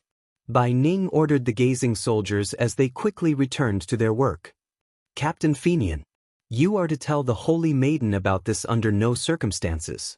She hasn't ascended to the throne of the Holy Maiden yet. If she knew of this and caused a ruckus among the elders, her ascension would be hindered. I don't think I have to explain the politics in Sky Hall. Fenian creased his sword-like brows. As much as he hated hiding things from the Holy Maiden, Lady Bai Ning's words made sense to him. Besides, he knew Lady Bai Ning cared about the Holy Maiden more than anyone in the Sky Hall. If she thought telling the Holy Maiden about the ash field was not a good idea, Fenian had to obey her order. The only thing that worried Fenian was the lives of his men. Many thought the Sky Hall was a single entity and functioned as one. But it was only half the truth. The reality was that Sky Hall was politically scattered into various groups inside. For instance, some believed in and served the Holy Maiden wholeheartedly, like Fenian, while some wanted to change the hierarchy and form a circle of elders. Another group consisted of the most powerful elders who knew about the mysterious Lord's existence, and they served him, only him. I know losing your men hurts, Captain. But if we don't do this, we will lose way more to the Dark Lord. You saw what he did to those poor souls. Bai Ning sympathized with Fenian while low-key manipulating him using the Dark Lord.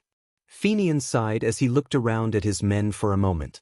He could only feel pity for the men who were digging down as they were ordered without having any idea they were about to die. Rather, even if they knew they would die, they wouldn't disobey their orders. It'd be helpful and even reduce the number of casualties if we knew what we are looking for here, Lady Bai Ning. Hearing his words, Bai Ning could only sigh.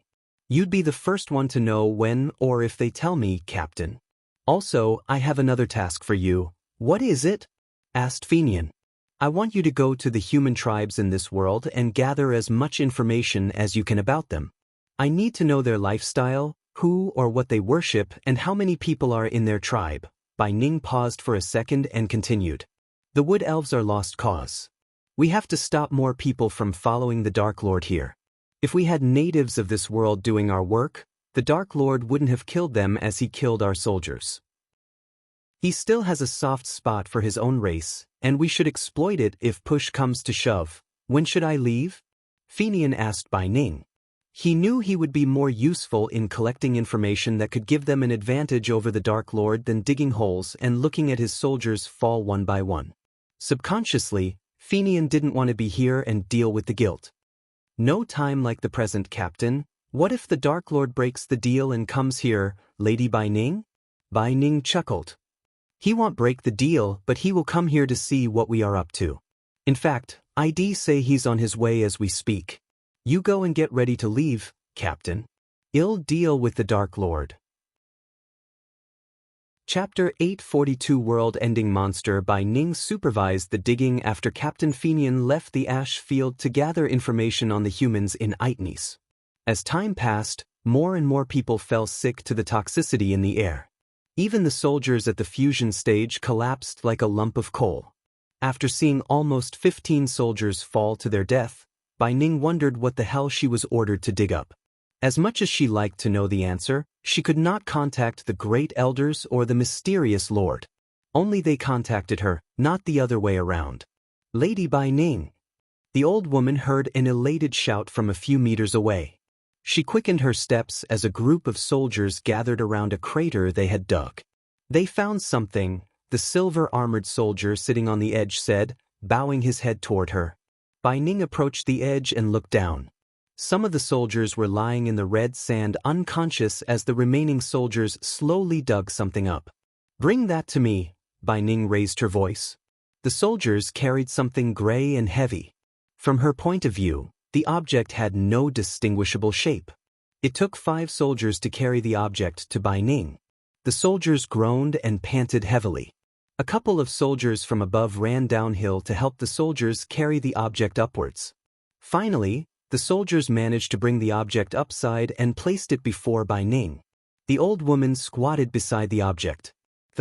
Some of the soldiers who carried the object to them fell down and rolled down the crater. However, Bai Ning didn't give a damn about them. Her full focus was on the object before her. "What is it?" Bai Ning mumbled under her breath. She slowly ran her fingers through the object. Because it was under the ground for so long, its surface was blanketed with a thick layer of dirt. She rubbed off the dirt as much as she could. The soldiers helped her with brushes and tiny tools they used to remove the dirt. Then, the object started to take the shape of a triangle. The bottom of the object had cracks, and seemed like a part of it was missing. Judging by the smoothness and the shape, Bai Ning had a feeling that this might be a broken tooth. "Lady Bai Ning." As she was pondering about the object, she heard another shout. This time, a group of soldiers carried a 6-feet-long pillar toward Bai Ning. They placed the pillar with a heavy thud. To Bai Ning's surprise, the pillar and the object on the ground seemed to have been made of the same material. Bai Ning looked up as she saw the pointy end of the pillar and felt a chill running down her spine. "It is a tooth," Bai Ning muttered. The pointy end, the shape, and the cracks on the surface, everything pointed to one thing: a tooth. She wouldn't have come to this conclusion if she hadn't seen dragons in real life. But the tooth was too big to be a dragon's unless the dragon was almost 200 meters tall. There was no mention of a 200-meter dragon in any texts, and according to her knowledge, a dragon could not grow to that size. It was biologically impossible. Bai Ning's jaw dropped a few inches as she looked around the ash field, shocked to the core. At the moment, the biggest creature alive was Mugashiku, aka the dormant hydra in the southern continent. As far as Bai Ning could tell, the tooth belonged to an ancient beast bigger than Mugashiku. "We are standing in the graveyard of an ancient beast," Bai Ning mumbled. Her mind cancelled out all the sounds around her. The eerie silence rooted strongly into her heart as fear crept down her spine slowly. If the tooth alone was 6 feet tall, she could only imagine how monstrous the beast would have been in real life. "Take this to my tent and keep digging," Bai Ning snapped back to reality after briefly being in shock. Then, she took her gaze from the tooth to the soldiers around her. "Scatter the demon caskets you have dug out," Bai Ning ordered the soldiers. Her tone contained a sense of urgency. "Yes, Lady Bai Ning." The soldiers quickly nodded and carried the tooth to Bai Ning's tent. Meanwhile, the rest hurried toward the largest tent on the field to take out the demon caskets they stored there. Even on their way to the tent, some soldiers fell unconscious. While the soldier who was carrying the tooth to Bai Ning's tent wobbled as their legs felt weak. The radiation coming from the tooth was too much for the soldiers to handle. If she wasn't an immortal, she might have lost consciousness to the radiation. Bai Ning watched the soldiers carry out their words despite their comrades falling down like flies. Their loyalty and devotion toward the Sky Hall were truly remarkable. She had lived for centuries, and every generation of soldiers had the same devotion toward Sky Hall. They could only defeat the looming threat, the Dark Lord, with firm devotion and undying loyalty. Otherwise, the Dark Lord would corrupt their soldiers and turn those soldiers against them. "Do not underestimate him," Bai Ning recalled the great elder's words. They were stronger than the Dark Lord, yet they avoided fighting with him. Instead, they believed the mysterious Lord's words. He wanted no one except Noah to fight the Dark Lord. Even an immortal like her shuddered when she saw him up close. When she was talking to the Dark Lord, she felt like staring at death itself. The darkness in his eyes tested her will to speak a word against him. Reading texts about the Dark Lord and witnessing his atrocities in person was as different as the sky and earth. Just thinking about him made her shudder, especially after learning what was beneath them. No matter what, she could not let the Dark Lord know the secrets of the ash field. While Bai Ning and the Sky Hall soldiers were trying to dig up the ancient beast, Michael was on his way to Ash Field at full speed. However, instead of flying in the sky, he flew through the forest to hide the trail of black lightning. He didn't want the old woman or anyone to notice him. On the way, Vidora was annoyingly silent. After seeing the mural in the pillar, they became silent, especially Ayag and Sarba. Cain, on the other hand, believed they could change the past and avoid fighting each other. The creatures and birds roaming in the forest scattered away as they felt a strong gust of wind blowing past them. Michael followed the sound of thunderstorms and the red sky in the distance to reach the ash field. Apparently, the ash field's eerie weather turned the ground and sky red, as well as created everlasting thunderstorms. They were disappointed the mother tree had no answers to their questions but only the stone pillar. Michael didn't hear any voices or recordings of the past Dark Lord. Not everything was laid clearly for Michael by the past Dark Lord, in other words, himself. To be honest, Michael had no problem with that. Of course, it was shocking to the core that the past Dark Lord fought Vidora and killed them, but Michael believed there was more to the story than the mural told them. There must be a reason why Vidora turned against him. Eventually, the trees around him lessened in number. It felt less cluttered and more spacious. Soon, the forest opened up to an entirely new biome. From a bird's view, a straight line divided the sparkling blue forest and the red sandy place with violent thunderstorms. The sky looked like someone painted it with blood and smeared the painting with clusters of black clouds. Michael had a tough time looking through the thunderstorm. The storm lifted the red sand and started the sandstorm. Luckily, it also helped Michael blend in with the surroundings. Just like he was having difficulty locating the Sky Hall soldiers, they would have the same difficulty locating him. Thanks to the thermal vision, he was able to locate the soldiers. As soon as he turned on the thermal vision, he saw several yellowish figures with glowing redness in the center running around. They seemed to be digging the ground despite the storm. In addition, Michael also vaguely noticed some tents and tried to locate the old woman among them. However, she was nowhere to be found, at least in his vision. Michael slowly ascended into the air to better view the place. Hovering in the air, Michael took out a few drones and willed them to fly through the storm. Bang! Surprisingly, the drones exploded into pieces in a few moments. Kane creased his brows. There is some kind of energy shield around the place. Finally, Sarba broke his silence and informed Michael about the strange energy dorm he sees around the place. I don't see any shields, said Iag. Let's wait here and watch what's happening, Michael said. He didn't plan to go through the shield or break it altogether, which might alert whoever placed the energy shield in the first place. Michael flew around the dome with Sarba's help. As he was hovering around, he saw more demon caskets on the ground. The soldiers tirelessly unearthed them to God knows for what reason. But what lies in the ground avoided both Michael and Sarba's senses. Bai Ning and her soldiers had no idea what they were doing. As a matter of fact, only one being alive knew the origin of the ancient beast, Andor. This ancient beast was a large piece in his elaborate plan to exact revenge on the Dark Lord. Chapter 843 Andor's plan for Vidora. In Andor's castle, the god of time and space was sitting on his throne alone as usual. Unlike any other day, Andor had a grin plastered on his face. The reason for his unusual smile was the thing covered in gray cloth. Whatever was hiding beneath the cloth took almost half of the throne hall. Andor would look tiny if he stood beside it. Looking at the cloth-covered object, Andor waved his hand as a 6-foot circular mirror appeared and hovered in the air before him. Something created a few ripples in the mirror as though the glass had turned liquid. Andor's hands glowed as he extended his hand toward the mirror.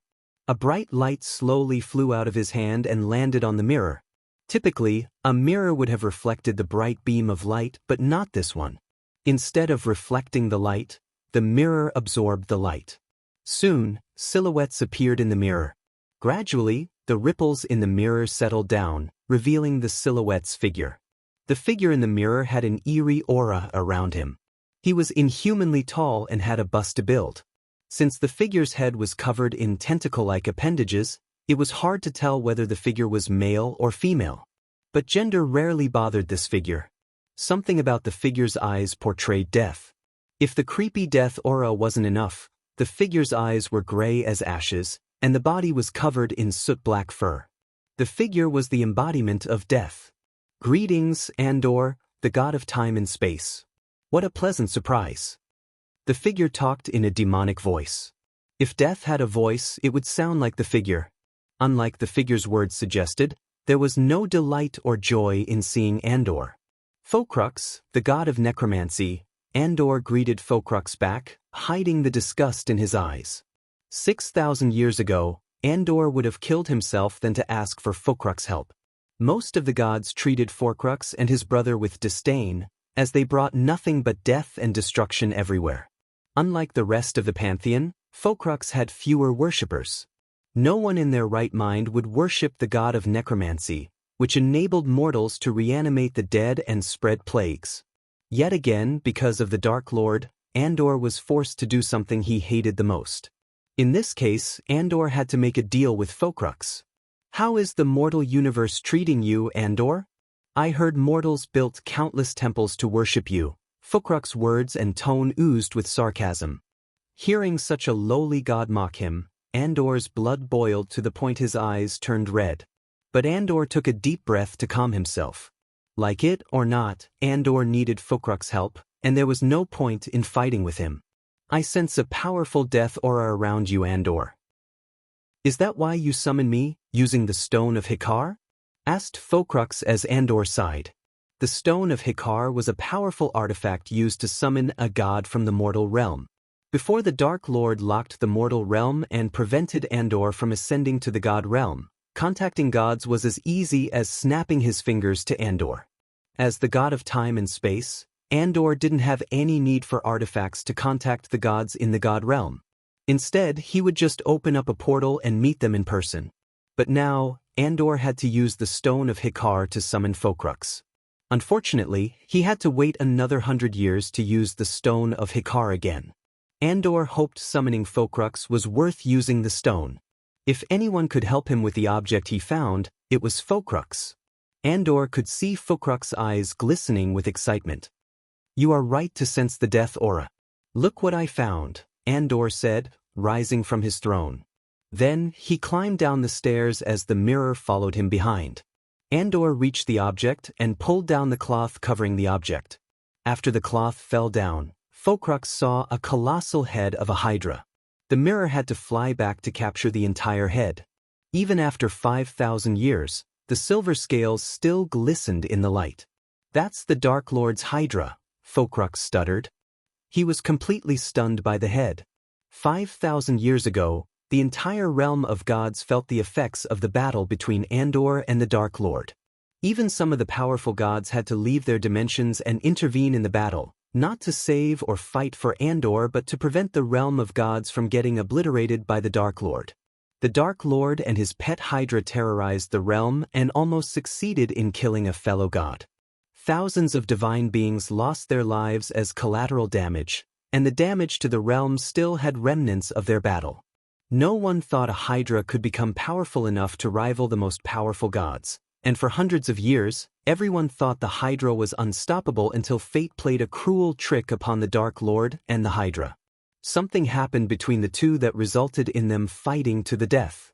Only a few gods knew the real reason why they fought each other, and Focrux was not one of them. The battle between the Hydra and the Dark Lord lasted for 2 long weeks.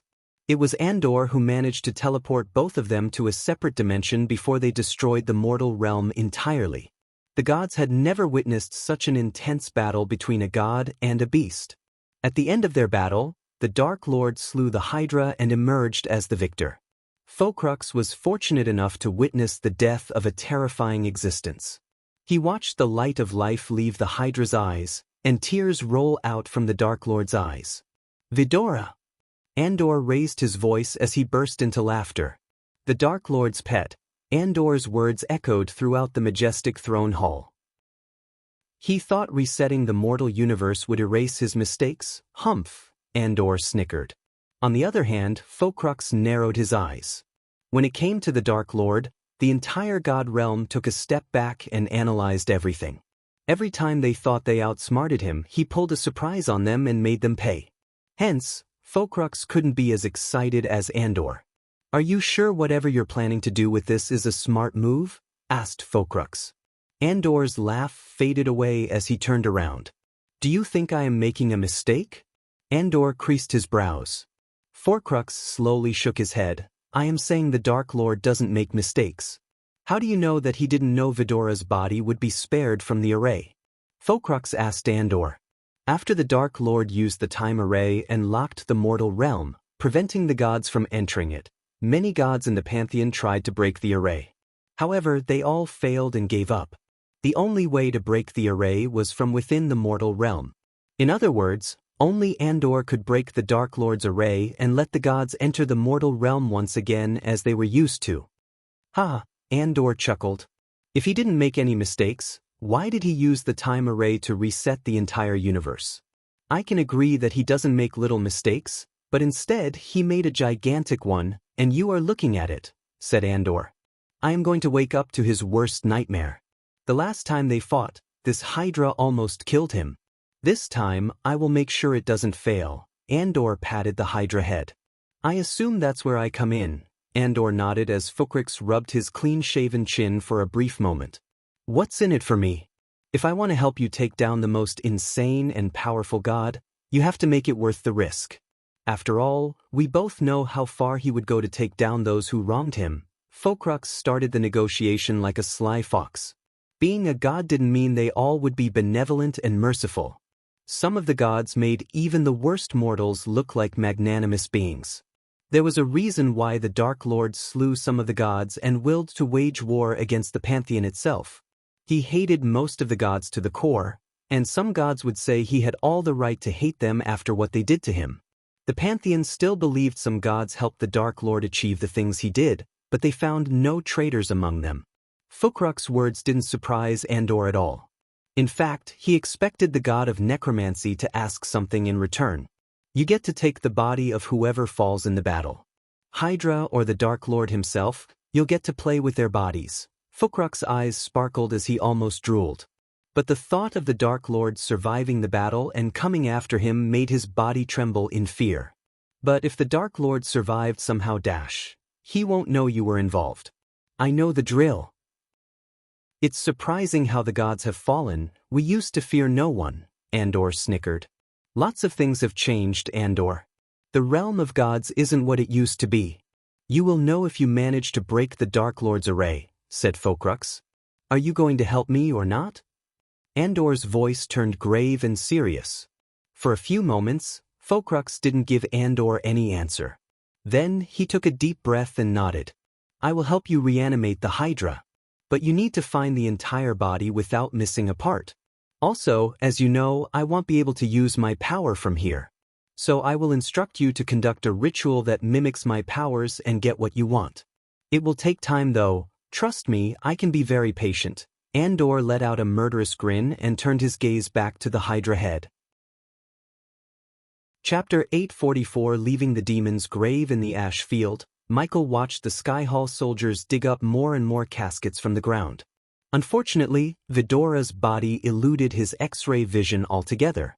The body was far too deep in the ground. If Andor hadn't given Skyhall the exact coordinates, they wouldn't have unearthed Vidora's body in a million years. He knew everything that happened to the past Dark Lord, so Andor was able to exploit his mistakes. Having no idea Vidora's adult body was in the ground, Michael patiently watched the Skyhall dig up more caskets. He lingered above the dig site for almost an hour, and all the soldiers did was dig. I don't see a point hanging out here any longer, said Kane. Michael didn't wait for others to agree. Instead, he turned around and flew away from the place. After seeing the mural on top of the mother tree, Michael decided to leave Aitnes and the demon's grave. Initially, he planned to spend a few more days helping the Wood Elves, but he changed his plans. He thrilled himself to achieve full speed, leaving a dark lightning streak in the sky. Vidora tightened their tail around Michael's neck as they never experienced such high speed. It took them 2 hours to reach the ash field from the mother tree earlier. However, the return trip only took 45 minutes. When Michael pushed himself to the brink, several tiny lightning bolts appeared and crackled around his body. To Vidora's surprise, Michael didn't go to the tribe but came to the mother tree. He landed right before the stone pillar, creating a shock wave around the tree. Why are we back here? Asked Sarba. Boom. Michael punched the stone pillar as it exploded into bits and pieces. All it took was one punch for Michael to erase his past self's mistakes. Honestly, Michael didn't think the past Dark Lord had made a mistake by killing Vidora. Although Michael didn't know the reason, He knew how hard it would have been for the past Dark Lord to kill Vidora. But no matter what, he wouldn't let history repeat itself, and he broke the pillar as a gesture of his promise to Vidora. Our past is meant to guide us, not define us. We must not give out past the power to dictate our future. Michael looked at his shoulder where Vidora was looking at the pebbles on the ground and said. They slowly flapped their wings to see Michael in the eyes. He is right, started Sarba. The past Dark Lord left this behind because he wanted us to see it and change our future. That's what I've been trying to tell you both. Cain rolled his eyes. Usually, Cain remained silent until his response was absolutely needed. However, when his siblings tried to grow a hatred toward Ghost, he immediately came out of his shell and tried to talk some sense into them. Sarba and Cain turned their gazes toward Ayag. I'm not mad at Ghost, idiots. I am just confused why they fought each other to death, said Ayag. Whatever the reason might have been, we do not need to dwell on it, said Michael. Can we just stay here for a moment before we go back to the tribe? Sarba looked worried as Michael nodded and went to the mother's tree's edge. He sat down and put Vidora beside him. The two of them looked at the magical world before them in peace. As they drowned themselves in the beautiful sight, Vidora slowly approached Michael and jumped on his lap. Then, the three heads snuggled against Michael's stomach and tried to embrace him with their small wings. You are family, Ghost. We would never hurt you, and we know you wouldn't too. Ayag's eyes became watery as Michael rubbed their back gently. Michael was about to open his mouth when he saw the silhouette of the past Dark Lord in the sky. It only lasted in the sky for a mere moment, and Michael could swear he saw the past Dark Lord smile at them before disappearing. At that moment, Michael felt something changing inside him, like something heavy had been lifted off of him. The more Michael learned about the past Dark Lord, the more he understood why he decided to reset the entire universe. At first, it felt a bit extreme to Michael, but he sympathized with him after learning about the dark parts of his life. If he had lost Gaia and been forced to kill Vidora for some reason, he would reset the universe too. He wouldn't let that happen, no matter what. The two of them spent almost an hour on the mother tree before returning to the tribe. As usual, the wood elves greeted him with bright smiles and cooked meat since Taskin and the others could hunt efficiently using the crossbows. I hope you had a pleasant journey, my lord, Karat said as Michael sat on his throne. For a few moments, Michael didn't answer Karat. My lord, Karat called Michael again. He looked drowned in his own thoughts to Karat. What did you say? Michael asked, snapping back to reality. Is everything all right, my lord? Asked Karat. Thilf couldn't help overhearing Karat and approached the two of them while Taskin was helping the other crossbow bearers perfect their aims. It will be soon, said Michael. Then, with a flick of his wrist, Michael took out the copper ring and the silver coin he snatched from the panther. Like a magnet pulling the iron closer, the copper ring pulled the silver coin almost instantly. Ding! The silver coin hit the copper coin. Michael felt the copper ring frantically vibrate as the silver coin radiated a dim glow. Soon, the silver coin glowed as bright as a torch, making the wood elves around Michael close their eyes. Suddenly, the light shot straight above Michael and opened up a vortex in the air. Michael was surprised to see the coin open up a portal in a blink of an eye. He thought he would have to ask the system or do some work to activate the copper ring. But on the contrary, the copper ring opened up a portal using the coin. How the coin was able to open up a portal was still a mystery to Michael, but he was glad it did. Seeing the weird swirling hole in the air, the wood elves gasped. When the Dark Lord first appeared in their world, Karat saw a portal just like this portal before. In fact, Karat saw the Dark Lord fly through this portal. Hence, his heart sank when he saw another one appear above them. The old man knew their god was about to leave their world. Michael took a step forward and placed his hand on Karat's shoulder. I am not abandoning you all. I will be back soon, but my lord, can't you stay with us a bit longer? Thilf panicked as Taskin dropped what he was doing and came to stand beside his wife. My lord, is there something we can do to change your mind? Asked Taskin, only to see Michael shake his head. There is something I must do in my world. As I promised before, I will build a portal connecting this world to mine. I can't do that from here. The wood elves looked gloomy, and some even cried. However, They knew they couldn't change Michael's decision even though they wanted to. "Can we come with you, my lord?" Tazkin stunned everyone with his question. "As much as I like for all of you to come into my world, I cannot take anyone with me at this moment." Michael slowly shook his head. He stepped back and raised his head to see the swirling vortex. As his feet ascended from the floor, the wood elves dropped to their knees one by one. Many, including children, sobbed to see the Dark Lord leave their world. "Please come back soon, my lord," Kirat's voice stuttered. He was on the verge of crying out loud. "Lady Iag, don't forget what you promised us," one of the elven girls purred as Iag nodded with a smile. "I want. And you people better be safe and sound when we come back. Otherwise, you will have hell to pay," Sarba shouted as tears rolled out his eyes. But they were not tears of sadness. On the contrary, Sarba was happy that they would be able to visit their world soon. Granted, both Vidora and Michael wanted to spend more time in Itnes as there was so much more to explore in the world, yet they had no choice. To Michael, his journey through the demon's grave and its noise seemed cut short by an invisible force. Nonetheless, it was his choice to leave and build a portal back into the castle. Now that he had gathered everything he wanted from Itnes, the Dark Army's financial problem would soon be history. On the bright side, Michael couldn't wait to see Gaia and Nightmare and tell them everything that had transpired. When Michael was just a few inches away from the vortex, Michael took out a modified earpiece and mirror from the system storage. He had to convert all the 10 million gold coins into badass points to modify them. It was worth the price, though. The earpiece and the tablet-sized mirror floated toward Kirat. "You can use them to contact me if there is an emergency." Michael emphasized the word emergency because he knew the Wood Elves would call him every day otherwise. "We will meet you soon." These were Michael's words to them before he disappeared into the vortex. Meanwhile, Andor felt the vortex open in Itnes using the artifact he gave the Beastmen tribe a long, long time ago. The coin Michael used to create the vortex was made by none other than the god of time and space himself. So naturally, Andor felt it when Michael used the coin. Andor creased his dark brows sitting on the throne. "So one of those idiots managed to lose one to my nemesis?" Andor clenched his fist. This act of foolishness alone was enough for Andor to wipe out the Beastmen kingdom. Luckily for them, he had more pressing matters on hand, like reanimating Vidora's body slash. Chapter 845 Fourth Armor Piece. "I don't care what the fuck you do, but I want him found yesterday.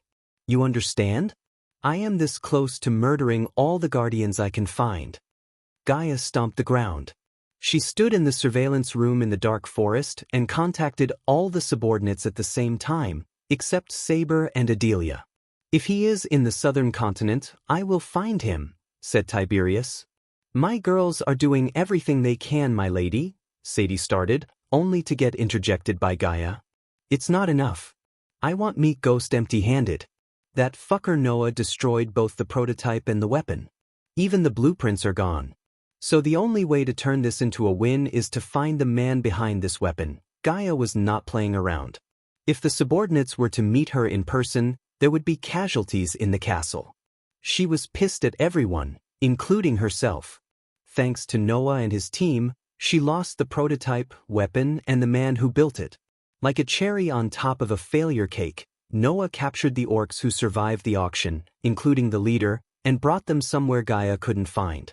Even Lord Information didn't know anything about the orcs except they supposedly worked for the Beast King. "What about the Guardian you flipped recently? If I heard you right, he is in Noah's elite unit. So how in the hell he has no idea about the inverter's location?" Gaia creased her brows. Everyone went silent, expecting Sadie's answer. By turning a Guardian into their spy, Sadie outperformed everyone in the room. Even the Dark Queen praised her, which wouldn't happen so often.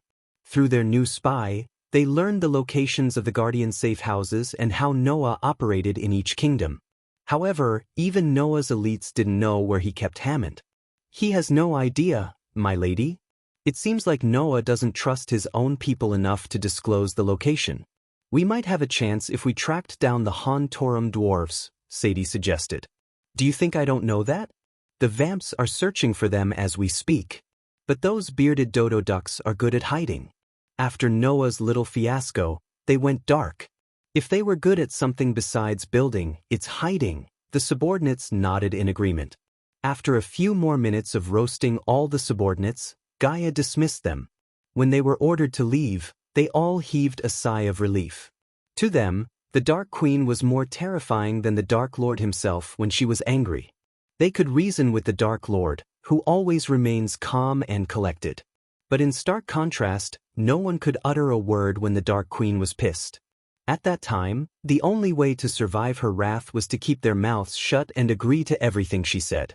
"My lady," Azazel appeared beside Gaia after the mirrors went dark. "What does he want?" asked Gaia without turning around to look Azazel in the eyes. Her full focus was on how to find the man who was responsible for building those weapons. "Lord Saber says he has an update on the 4th armor piece." As soon as Gaia heard these words, she immediately turned her head toward Azazel. "Finally, some fucking good news.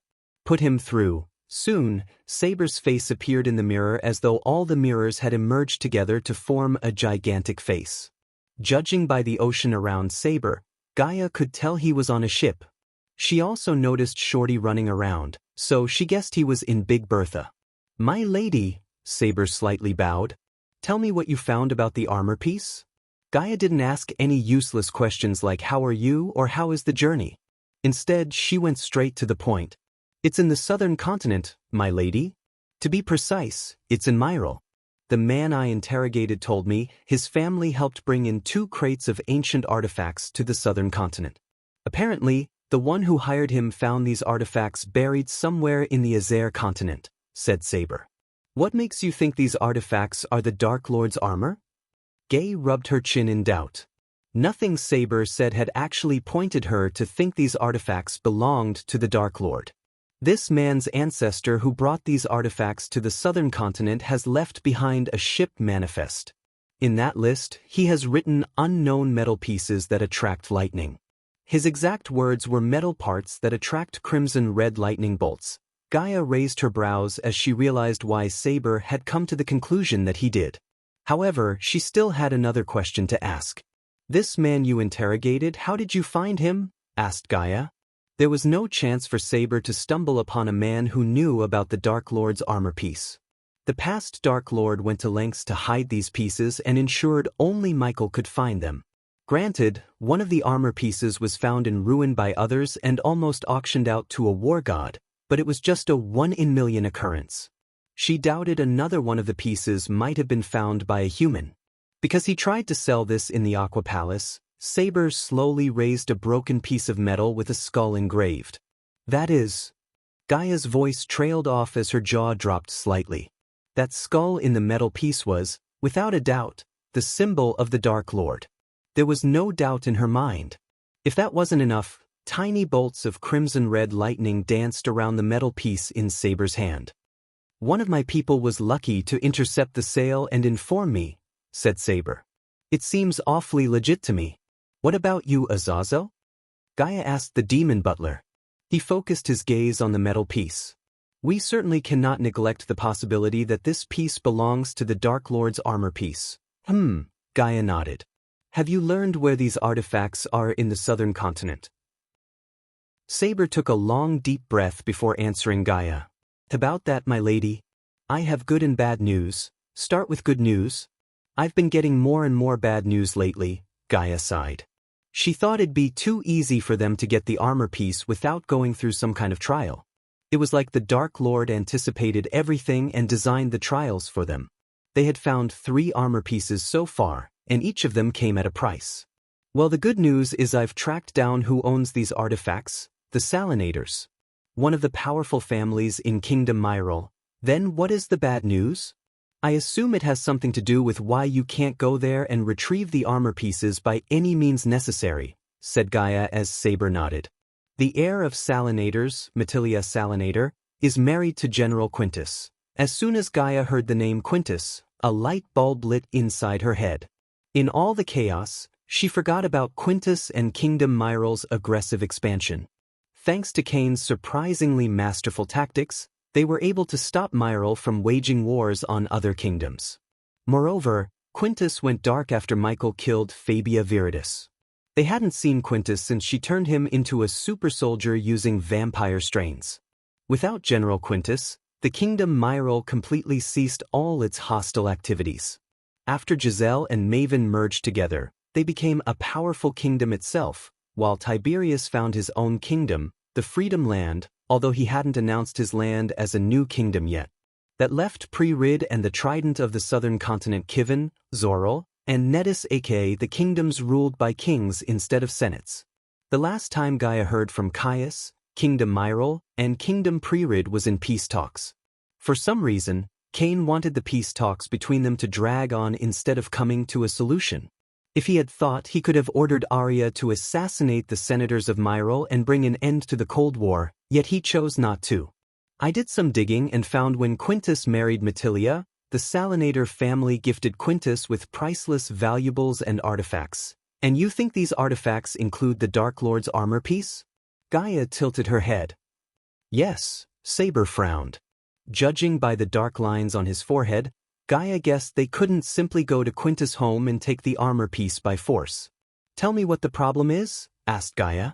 Matilia is a regular customer to a noble bathhouse where one of Sadie's girls is working.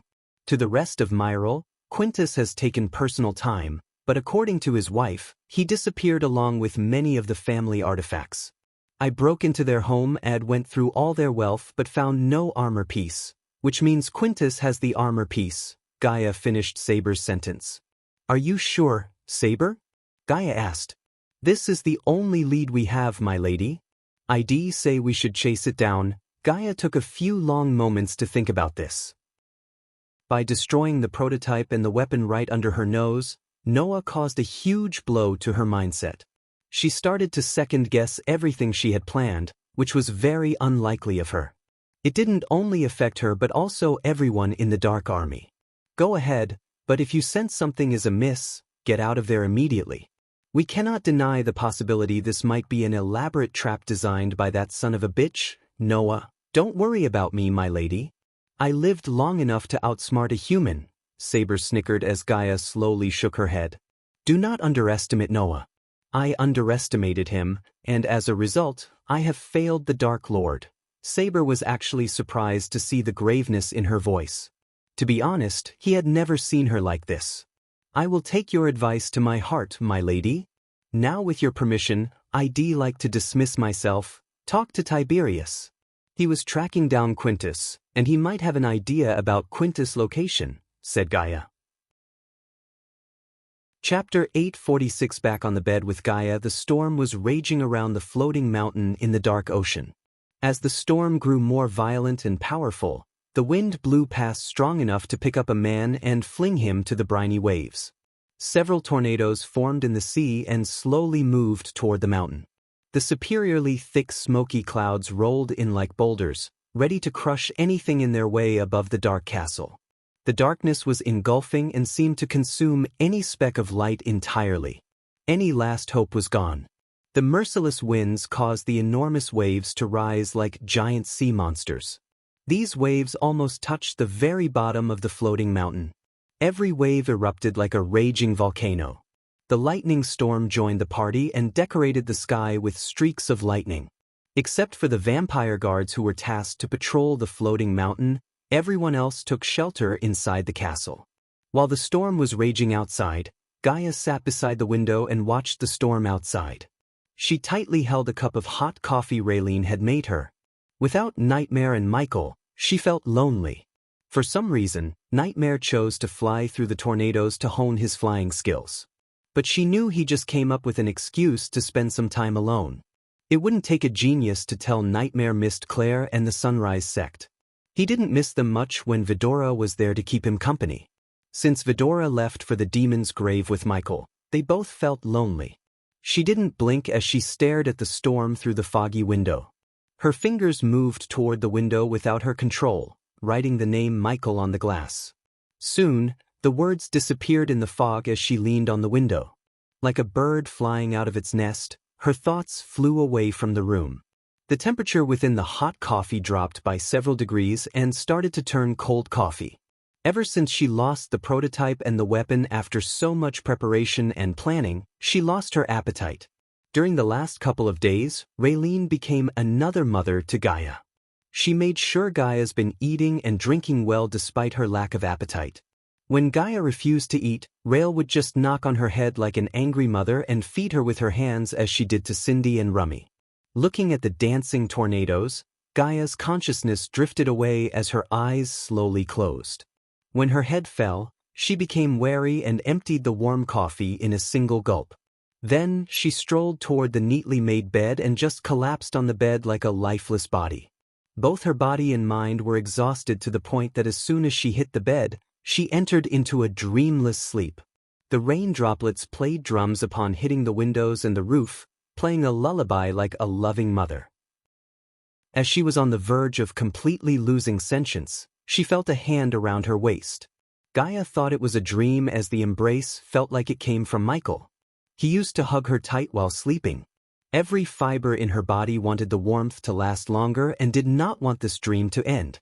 Then, the hand around her waist tightened its hold, pulling her closer toward a gentle warmth. It felt too real to be a dream. She abruptly opened her eyes as her body was about to jolt out of bed. But her body froze the moment she saw Michael's face. Michael gently brushed the strand of hair falling on her face. On the other hand, Gaia looked as though his shocking return petrified her. She was speechless. "Is this real?" Gaia muttered. "You tell me," Michael said, slowly moving his head closer to hers. She could feel his warm breath breezing past her like a morning breeze. When she opened her mouth, he closed it with his own lips.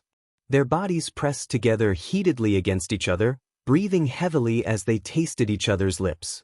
Everything around Gaia blurred and silenced. The only sound she heard was the sound of his hands gently cupping her face to position her face for a heavenly kiss. They only departed when they lost their breath. "When did you come back?" asked Gaia. Her alluring eyes sparkled with joy at seeing Michael. It was too much of a shock to her. "Just a few minutes ago. The moment I stepped into this world, I came running to see the most beautiful girl in the entire universe." Michael pinched Gaia's nose playfully. "I see the demon's grave has turned you cheesy," Gaia purred. She threw her arm around Michael's shoulder and tried to pull him closer, although there was no space between them. "Where is Vidora?" Gaia asked. "They went to see Raylene. I think we should talk about why I sense some gloom in your eyes. Something happened?" Despite how happy she looked, Michael could see through her eyes and read her like a book. After entering the portal, he appeared somewhere in the crystal ocean that divides Elon and Azair. From there, he used runic teleportation to reach the castle. So he didn't know what had happened while he was gone. As she heard him, she moved closer and rested her head on his chest. "I fucked up," Gaia said in a husky voice. Then, Gaia began to tell Michael what had happened since he left for the demon's grave. When she finally finished her story, Michael surprised her with a chuckle. "You idiot. That was the reason why you look so gloomy?" Michael rubbed her head as she looked at him with shock and surprise. To be honest, she never expected Michael to take her failure so casually, like it didn't matter. "I failed you," Gaia purred. Once again, Michael ruffled her head. He liked to ruffle her perfectly combed hair and kiss the top of her head. Although he was not the most romantic man in the world, he never passed on an opportunity to pamper her and shower her with kisses. "Nothing you ever do will fail or disappoint me, you silly idiot. What if Noah destroyed the prototype and the weapon? You did everything you could, but, Gaia muttered as Michael shook his head. "No buts. Listen." Michael lifted up Gaia and put her body on him. He then cupped her face and looked her in the eyes. "If I fail to do something, would you be disappointed in me?" Gaia shook her head. "Of course, I will kill you if you don't marry me or look at another girl. But I won't feel disappointed." Gaia punched Michael in the chest. Despite her words, he never doubted Michael, not even for a second. She trusted him enough to leave Michael with thousands of beauties in a room without a worry in the world. The trust they had in each other was stronger than anything in the world. They both knew a relationship couldn't survive without trust. Her words made Michael chuckle. "See, that's how I feel. Whatever you do or don't, you will never disappoint me. Besides, why are you looking at the events as failures? You and I both know it was Noah who destroyed the weapon along with the Han Torum shipyard. We can use it to turn the dwarves against the Guardians. They pretended to be elves, so I'd say the elves won't be happy about their names being dragged through the mud. So we can give the elves and the dwarves a common enemy, said Michael. He came up with the plan on the spot, and as simple as it may sound, the plan would bring major heat upon the Guardian Guild once he provided proof about Noah's involvement to both dwarves and the elves. Now that Gaia said they turned a Guardian into their spy, it would be relatively easier for him to gather the needed proof to make Noah's life harder. Noah may have gained the upper hand in the new weapon matter, but Michael would soon pay him back several folds. I've returned from the most dangerous places in the world. Can you put aside these matters and give me some love? Michael winked. Only kisses for you, my darling, said Gaia in a playful tone. Until you marry me, why did I agree to that? I have the most beautiful sexy girl as my fiancée, and I don't get to do more. Michael pretended to be disappointed. As far as Michael was concerned, relationships were more than having physical satisfaction. He didn't think Gaia would say no if he insisted, but Michael respected her wish not to have anything physical more than a kiss. He was quite happy with that because she was the one for him. This was a magical relationship Michael would treasure forever. Every time he looked into her eyes, he promised himself not to let anything happen to her. The Dark Lord was right to reset the entire universe. If something were to happen to Gaia, Michael would go to hell or heaven to bring her back, no matter the cost. Even the Dark Lord has to obey his woman, Michael, Gaia chuckled. Inside these walls I am the boss. Is that so? Michael grabbed her by her slender waist, pushed her to the side, and got on top of her.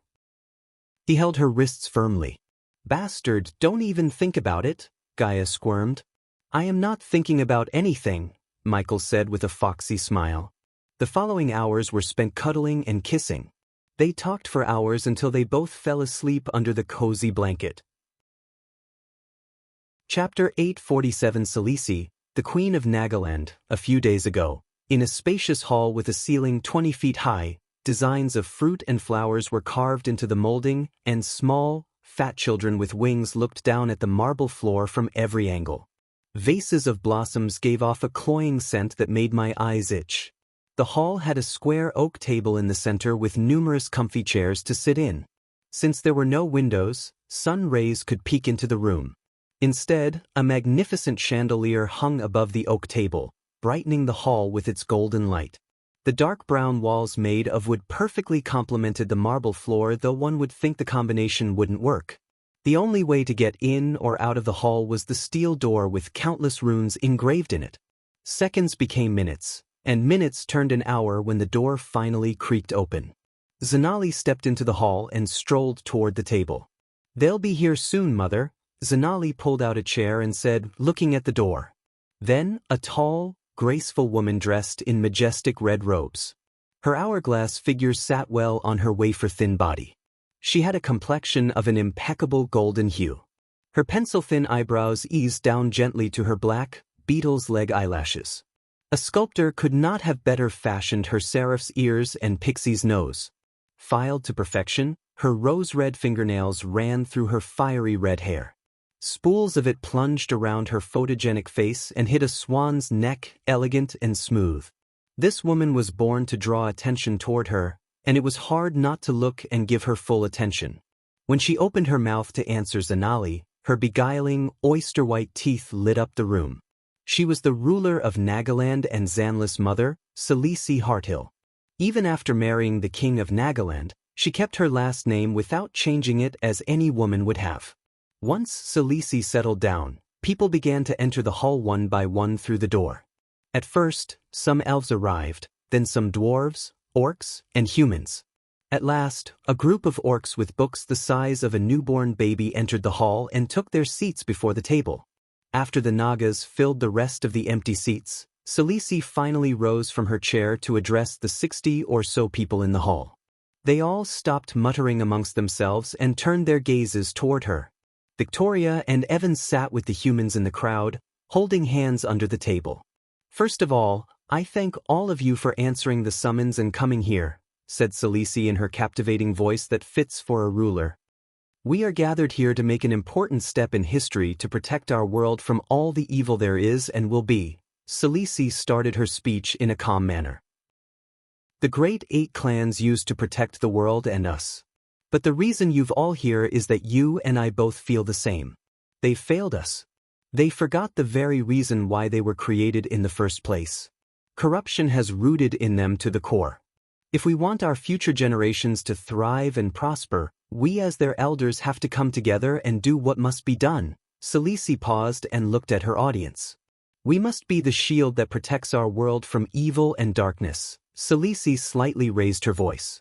We must be the light bringers in the shadow. Her words echoed through the hall. We must fight for the future of this world for our children. Everyone had a tiny spark in their eyes after hearing her thundering words. Each of them in the hall was handpicked by Khaleesi herself. The most important thing Khaleesi looked at in them was their patriotism and the thirst to protect the world. If one was to dig more about each individual, they could find that these people either witnessed the Dark Lord's wrath in person or were kicked out of their clan for doing what the others deemed a violation of clan rule.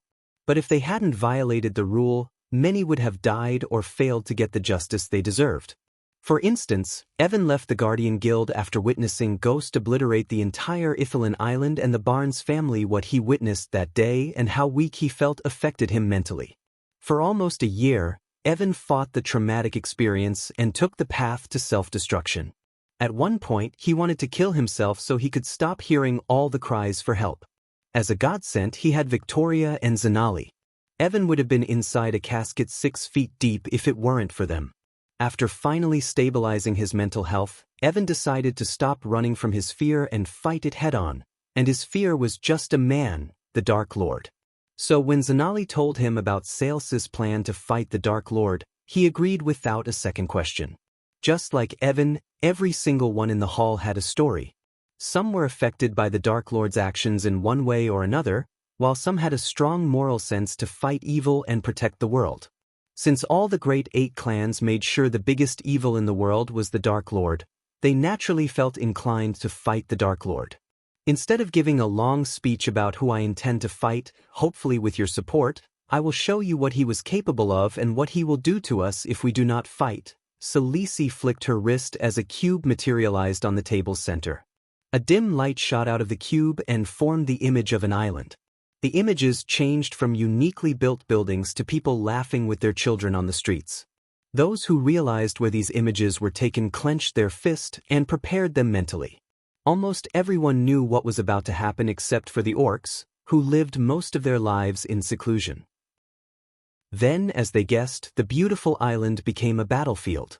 The people saw everything they admired burning as dead bodies littered the ground. One by one, the images showed how brutal the last couple of days were for Ithilien. Thousands of mothers lost their sons and daughters. Thousands of children lost their fathers and became orphans, and thousands lost everything they had and had to beg for refuge in the nearby kingdoms, said Khaleesi as the images continued to vex their minds. Only one man was responsible for all of the death and destruction, the Dark Lord. As soon as Salesi uttered the name, the entire hall went silent. But unlike most of the population, the people in the hall seemed furious rather than afraid of Michael. Some of those who lost their loved ones in Michael's war against Ithilien clenched their fists to the point their nails sank into their skin and started to bleed. As we all know, the great clans did nothing to bring him to justice. They are busy doing their politics and fixing their public image. That's one of the many reasons why I want to form a defense against the Dark Lord in the shadows. Because to fight evil such as him, we need to get our hands dirty, said Khaleesi as Zanali sighed inside. A year ago, if her mother proposed to build another order in secret to fight against the Dark Lord, she would have outright rejected it or tried to talk her mother out of it. But after witnessing all the death and destruction caused by the Dark Lord firsthand, Zanali learned the hard way that her moral views do not apply to him. Evan slowly raised his hand. Evan, right? Khaleesi turned her gaze toward Evan. He nodded and continued with his question. Let me get this straight. Are you telling us that we have to find a new clan or an order outside the Great 8 clans? Asked Evan. Our new order doesn't need to be separate from the Great 8 clans. As you may have noticed, some of you are in one of these clans. You don't have to leave your clan to fight just like I don't have to leave my throne. What matters is we are in this together, and we must focus on one thing, putting an end to the Dark Lord's reign before it begins. In other words, you want us to be double agents. Victoria's question followed Sales's explanation. I don't want you to be anything. You are allowed to leave if you want to. I am prepared to put my life on the line to ensure my children and the future generation get to live in a world without any fear of the Dark Lord and his evil aura.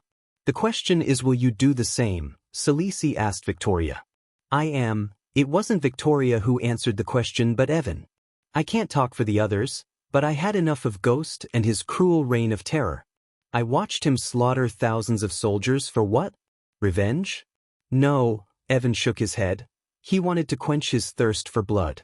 There was a time I said to myself, he is not that bad. Evan shrugged. Yes, he was not bad. He was evil. I saw the look on his face when he slaughtered Maxim Barnes, his wife, and his daughter. He enjoyed their pain and suffering. To this day, there are people who still suffer because of him. I, for one, will not stand aside and let him continue to terrorize the world I want my children to grow up in. So yes, I will put my life on the line and fight him to death. Evan banged the table as Salisi smiled, looking at the people around Evan who agreed with him. Despite their racial differences, everyone in the hall decided to form a vanguard against the Dark Lord. 5,000 years ago, what started as a mere group of 70 members grew into a shadow clan that rivaled the Great 8 clans. Like it or not, history had a tendency to repeat itself. Chapter 848. Not one but two. Andreas. After initiating her own order against the Dark Lord, Salisi returned to her room. Her husband, Castian Ashton, was visiting one of their cities to oversee the relief program.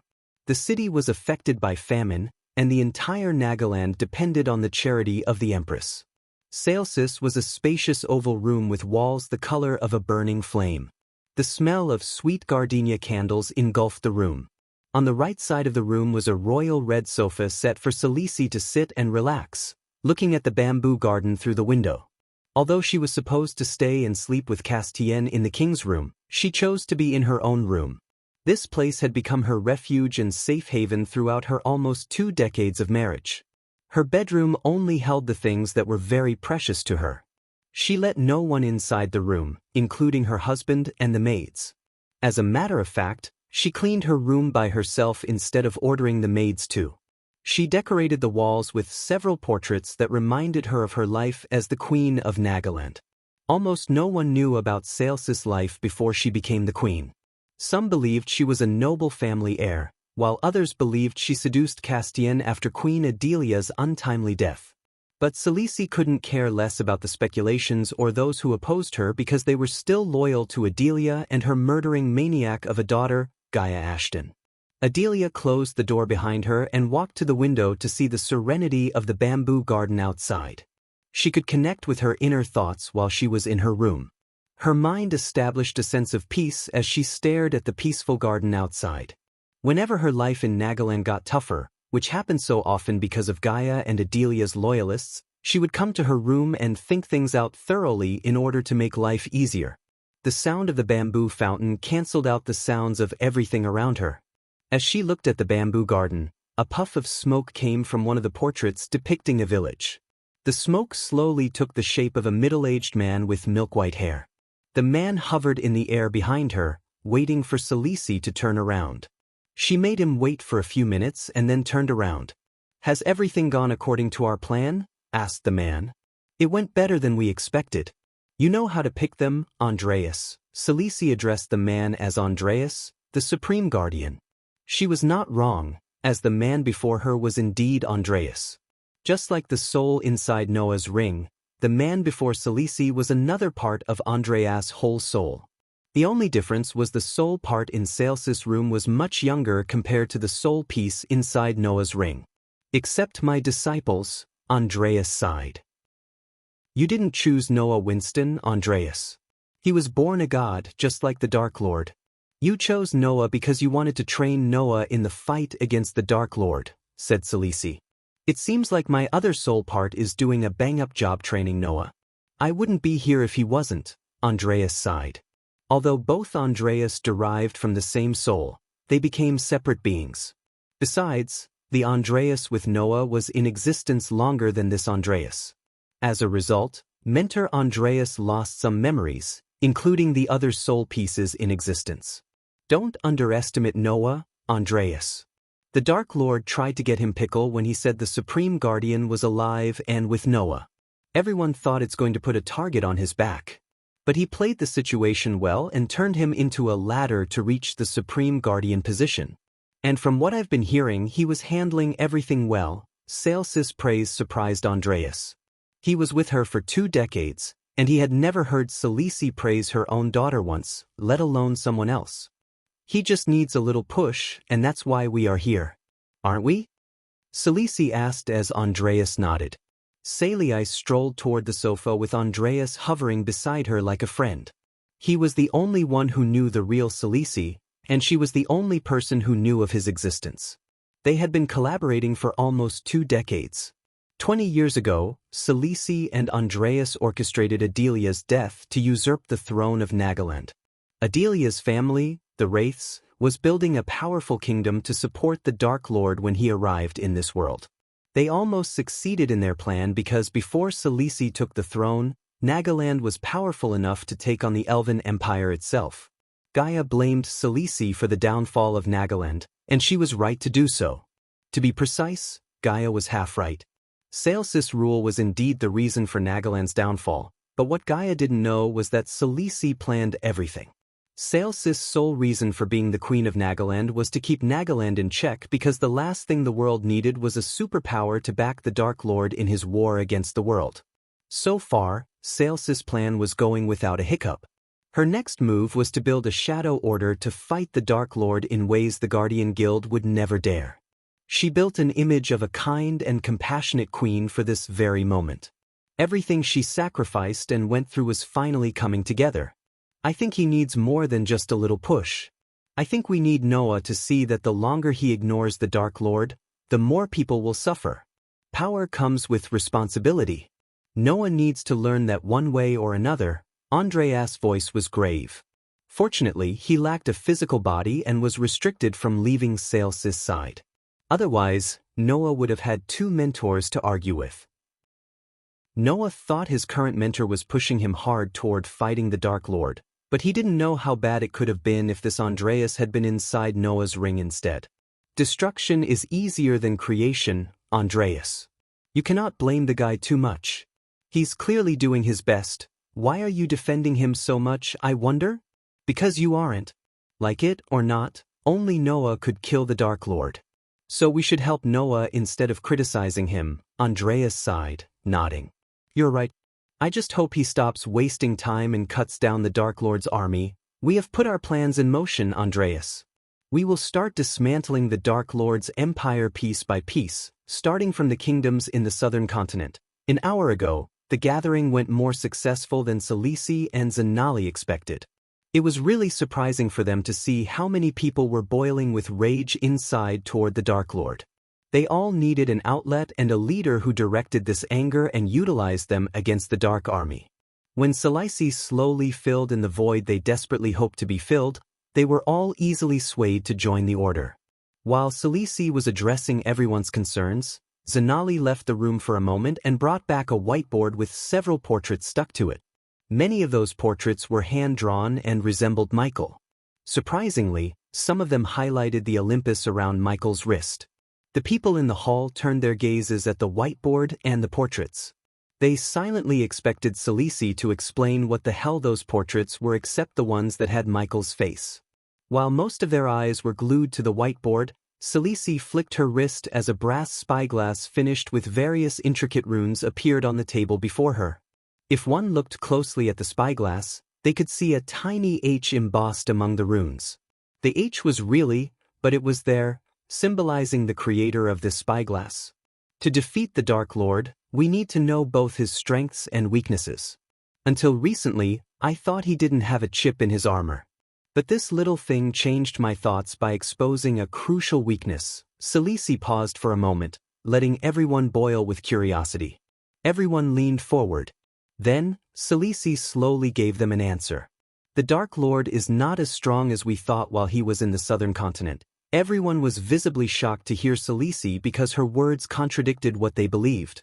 As the world knew, no one could use cultivation power within the void line. Hence, the moment someone entered the southern continent, they would become mortals. Even the immortals were not an exception. That was the reason the southern continent looked like a new world to the cultivators and why they avoided the place. Moreover, that was why Michael chose the southern continent as his home base, because in a world where no one could use energy, one who could would be the god. This spyglass was built to gauge someone's cultivation level when the void effect hit the continent of Elon and Azair. But it could determine someone's cultivation even when they were inside the void. No one bothered to look for someone's cultivation in the southern continent because there was no point in that until the Dark Lord started to use arch energy within the void line. Selisi placed the spyglass back on the table and continued. Although he uses energy, the moment he stepped into the void line, his cultivation went from immortal to core formation. Selisi slowly turned around and placed her hand on the portrait of Olympus. This thing around his wrist is what gives him the ability to use cultivation within the void line. If we take this out, he'll be as weak as a commoner. How certain are you of this? Asked Victoria. I'd bet my life on it. Each of you will get one when we wrap this up. So if you don't believe me, you are welcome to take this and monitor the Dark Lord from one of our safe houses. Chapter 849 Money Problem. Michael took a long nap on his comfy bed with Gaia under the storm's lullaby. Even after the storm had disappeared, the sky was still dark and gloomy, leaving only clusters of drizzling gray clouds. The Dark Army and everyone in the castle didn't know the Dark Lord had returned from the demon's grave. So it was just another day for them. When Michael finally opened his eyes, he saw Gaia curled up under the warm blanket attached to him like a koala bear. He slowly pulled away her hands and left the bed while trying his best not to wake her up. As usual, Michael entered the bathroom attached to his bedroom and took a long bath. Although he kept his body clean using arch energy, he was accustomed to taking baths. Then he wore a new set of round-neck full-sleeve shirt, long coat, trousers, and boots. Of course, everything was in black as he liked. After a long time, Michael had two swords on his back, forming the shape X. Standing before the 6-feet mirror, Michael combed his hair, rolled his sleeves to his elbows, and left the room. Good morning, Gaia purred as she slowly woke up from her sleep. She rubbed her eyes and stretched her arms above her head. Michael stood there as Gaia came to him, pecked him on the cheek, and went inside the bathroom to take a bath. He waited for her outside. While waiting for her, Michael took out an empty parchment and a quill.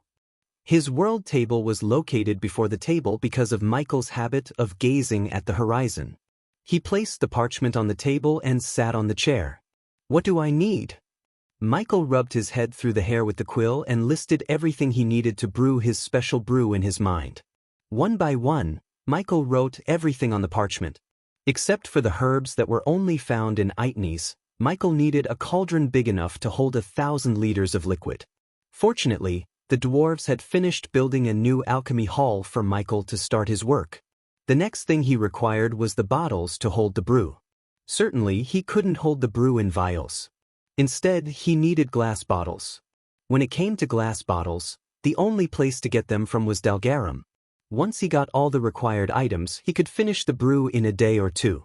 As he finished writing his list, Gaia exited the bathroom, smelling like a newly blossomed jasmine. Once again, she kissed him on the cheek and unsheathed his swords without noticing the parchment in his hand.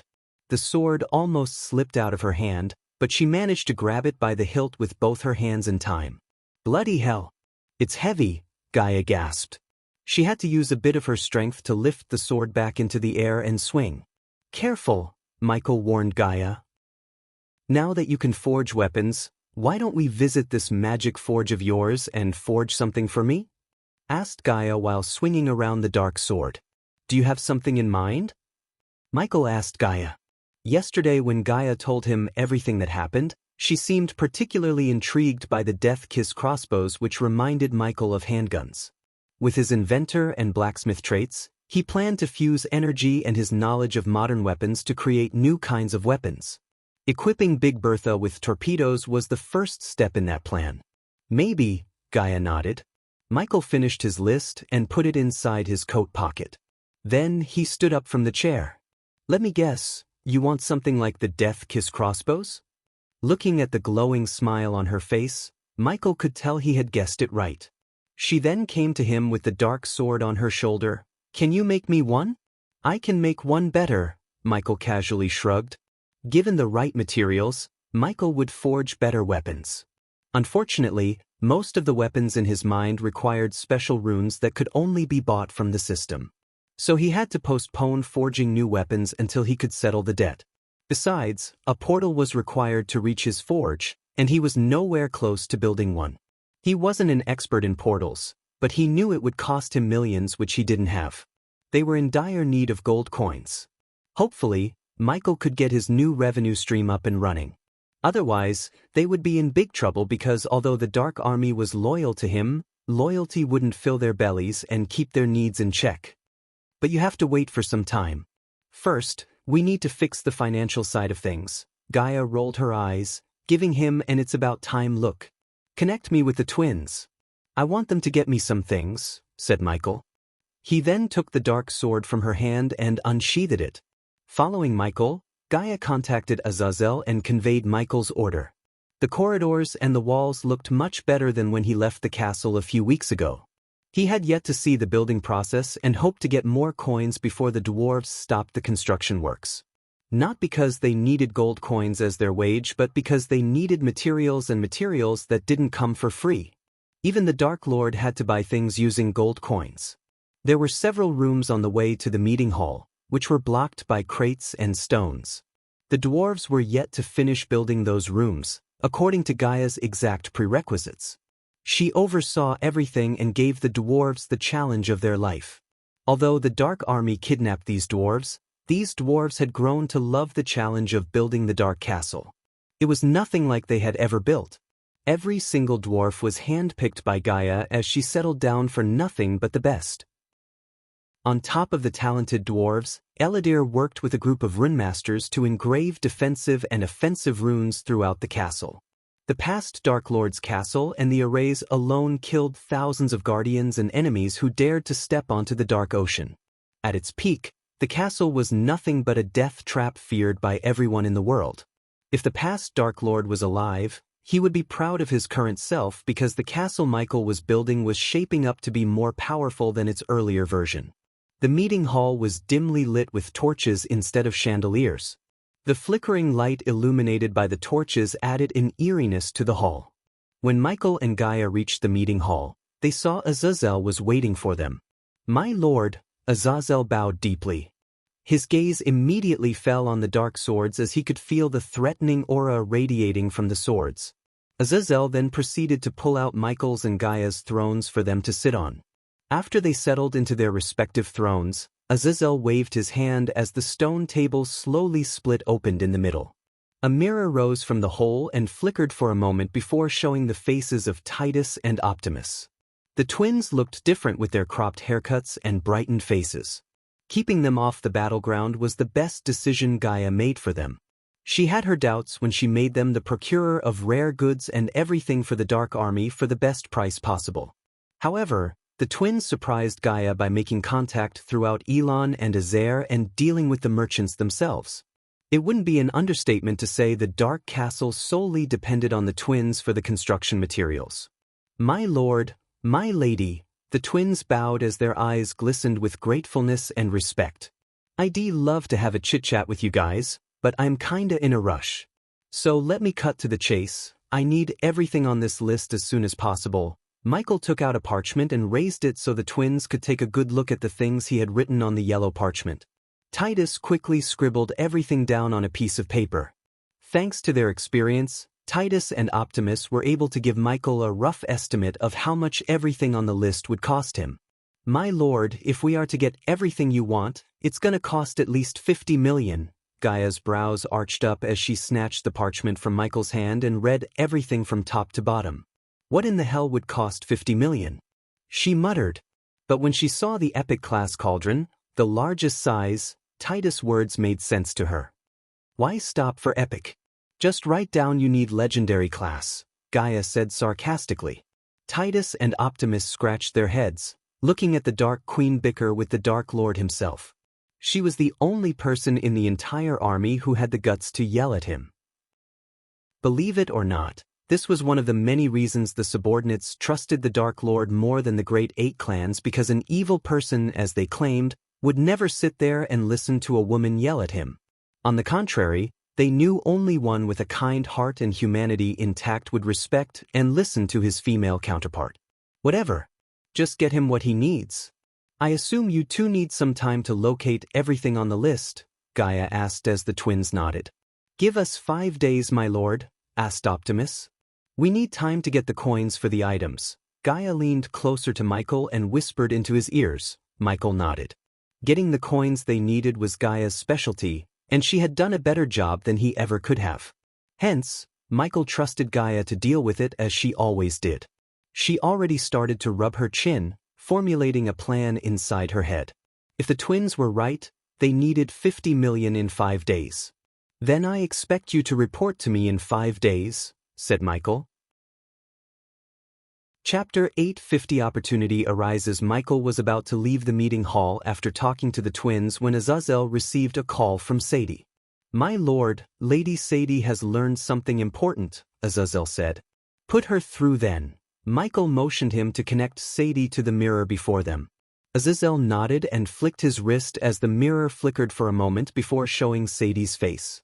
Sadie was pleasantly surprised to see Michael without his mask or the usual black armor. His current attire reminded Sadie of the time she first met him. At that time, she was far stronger than him. Everything felt like a dream to Sadie.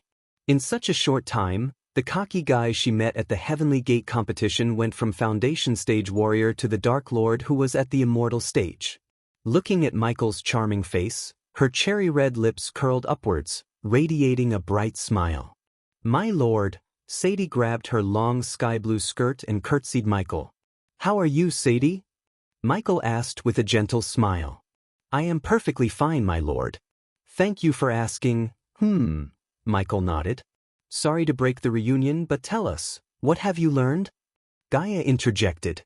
It was not like Gaia was jealous or something, but she didn't like wasting time when they had to earn 50 million in 5 days. Time was of the essence. Princess Chanel Forbes was cursed by an elven mage, my lord. Sadie took a deep breath and said.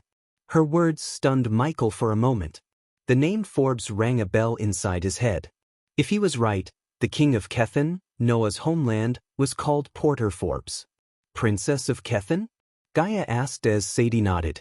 When Gaia was the princess of Nagaland, she met Chanel at a gala and exchanged a few words. Of course, Gaia paid little to no attention to Chanel or any other nobles. She hated those galas and always found an excuse to escape midway. Go on, tell us everything you know, Gaia gestured at Sadie to continue. The gears inside her head slowly started to turn, formulating a plan to get the 50 million gold coins and maybe more. This felt like a God-sent opportunity to Gaia. She knew about Michael's curse-breaking skill. Thus, if Chanel was indeed cursed, she had a way to break the curse and save the day for King Porter. King Porter's close friend is a regular customer of one of the dance houses in Rosegate. I have some of my girls working there since it's where the nobles tend to let their tongues loose.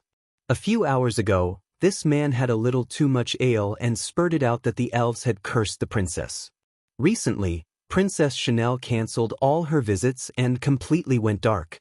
I heard rumors from the maids that they were ordered not to disturb the princess no matter what. Sade paused for a moment and continued. I had my doubts for a while because I felt something was amiss. Especially after Hendrix Gardner paid the king an unofficial visit. So I ordered my girls to work on the ministers. Hendrix Gardner, Michael muttered to himself. The last time Michael met this 6-star alchemist in the alchemy competition, the vampires almost killed him. He would have died if Michael wasn't there. At that time, Michael only wanted Gabriel to die. Michael wondered what the old man thought when he realized the young man sat beside him and judged the competition was the Dark Lord himself. Apparently, the princess has only 3 more days to live. What about Noah and the Guardians? If the princess only had 3 more days to live, King Porter would have approached Noah and asked for his help, right? After all, Noah is still a citizen of Kethen, said Gaia. Plus, she's a princess. I wouldn't be surprised if she were in love with Noah, Michael chuckled. The last time I heard from our guy in the guild, Noah and his team were planning to venture into the treacherous ocean to find a way to break the curse. Then we have to beat them to the princess and save her instead. Gaia leaned back on her throne. Considering Noah took the weapon and the prototype out of her hands, it was only fair that she return the favor to him by curing the princess before he could. For a price, Gaia snickered. Unlike Noah, Michael didn't need to go to the treacherous ocean to break the curse. Michael could break the curse in a few minutes if he wished, thanks to his curse breaker skill.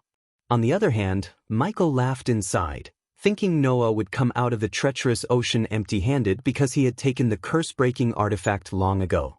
So unless there was another similar artifact in the treacherous ocean that even the system didn't know of, Noah would stumble upon nothing but sticks and stones. Did you learn anything about why the elves cursed the princess? How she ended up getting cursed by the elves? Gaia frowned in doubt. The continent Elon had the lowest number of elves in the entire world.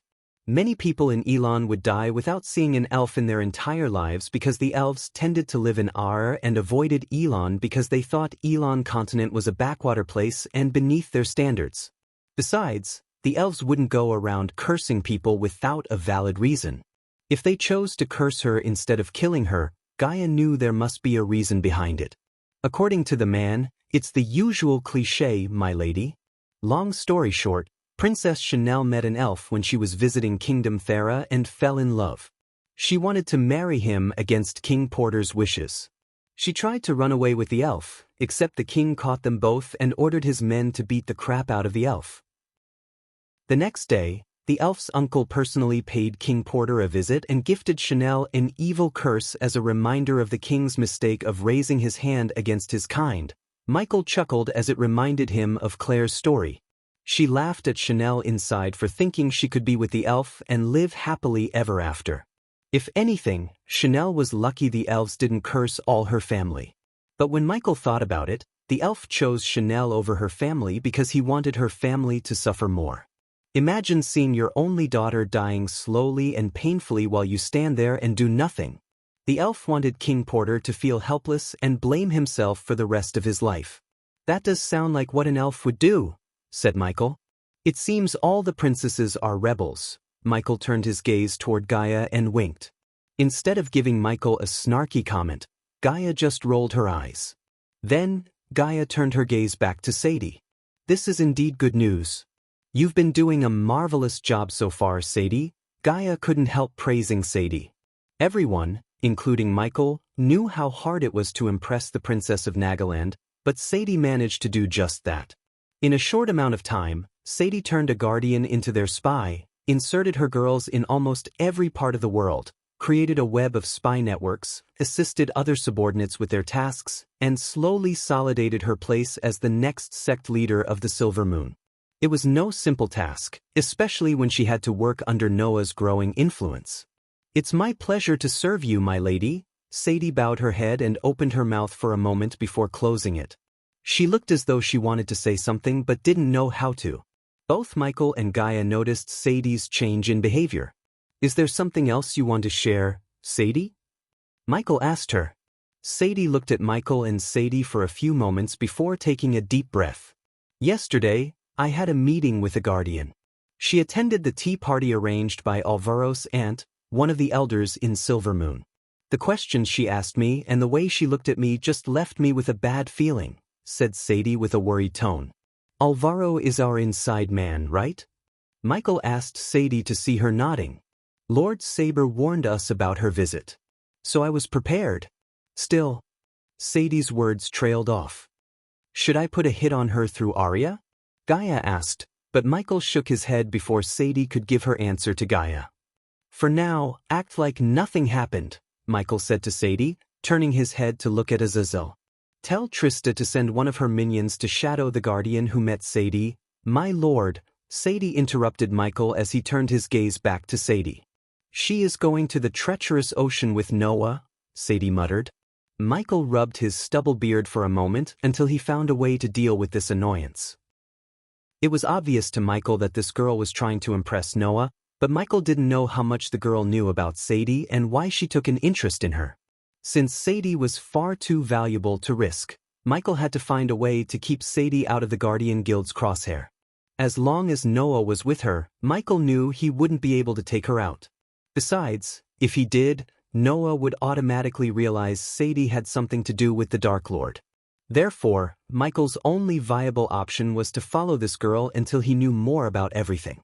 Then, when she comes out, tell Trista to shadow the girl. I want to know everything about her. If push comes to shove, I will deal with her personally. Michael's voice turned grave. After becoming the Dark Lord, Michael was rarely involved in problems like this. Instead, he had subordinates to solve them for him. But this felt like something he had to deal with it personally. After hearing Michael's words, Sadie heaved a sigh of relief. With the Dark Lord's reassurance, Sadie could rest easy. The last thing Sadie wanted was a guardian to snoop around. After all, she was just a few months away from getting crowned as the next sect leader. Chapter 851 Breaking the Curse for a Price. Princess Chanel's room was nothing like a typical princess room. Contrary to bright colors, Chanel used dark colors to decorate her room. The walls looked gloomy, with dark brown paint and a lack of light through the royal red curtains covering the windows. Chanel decorated the room with numerous things she had collected through visits to other kingdoms. Her room was a chaotic mess, but it had a certain rhythm. On the corner, she put a sofa set facing the fireplace. Several book racks filled with texts, scrolls, and artifacts were a few meters away from the fireplace. Next to these book racks, she had a wide closet containing all her dresses, and at last, her bed was located between a study table and a 6-feet-tall bonsai tree.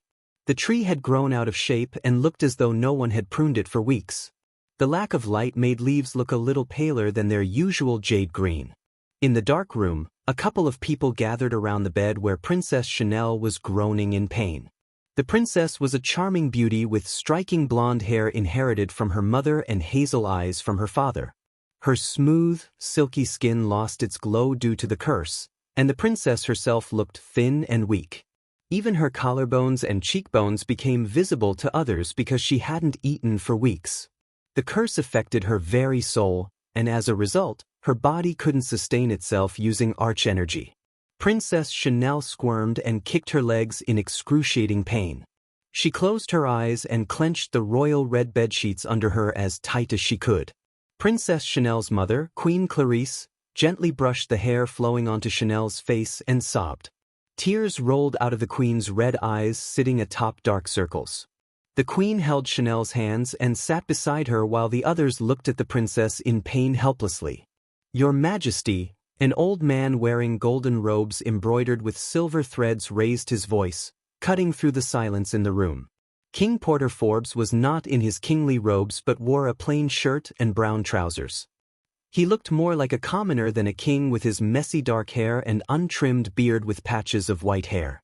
Porter Forbes sat at the end of Chanel's bed with his hands folded. His hazel eyes glimmered with helplessness and grief. He was desperate for help. Even the 6-star alchemist Hendrix Gardner couldn't do anything to lift the curse. All he could do was ease Chanel's pain and make her life easier until her body and soul gave up. The sight of his daughter groaning in pain was eating him from within.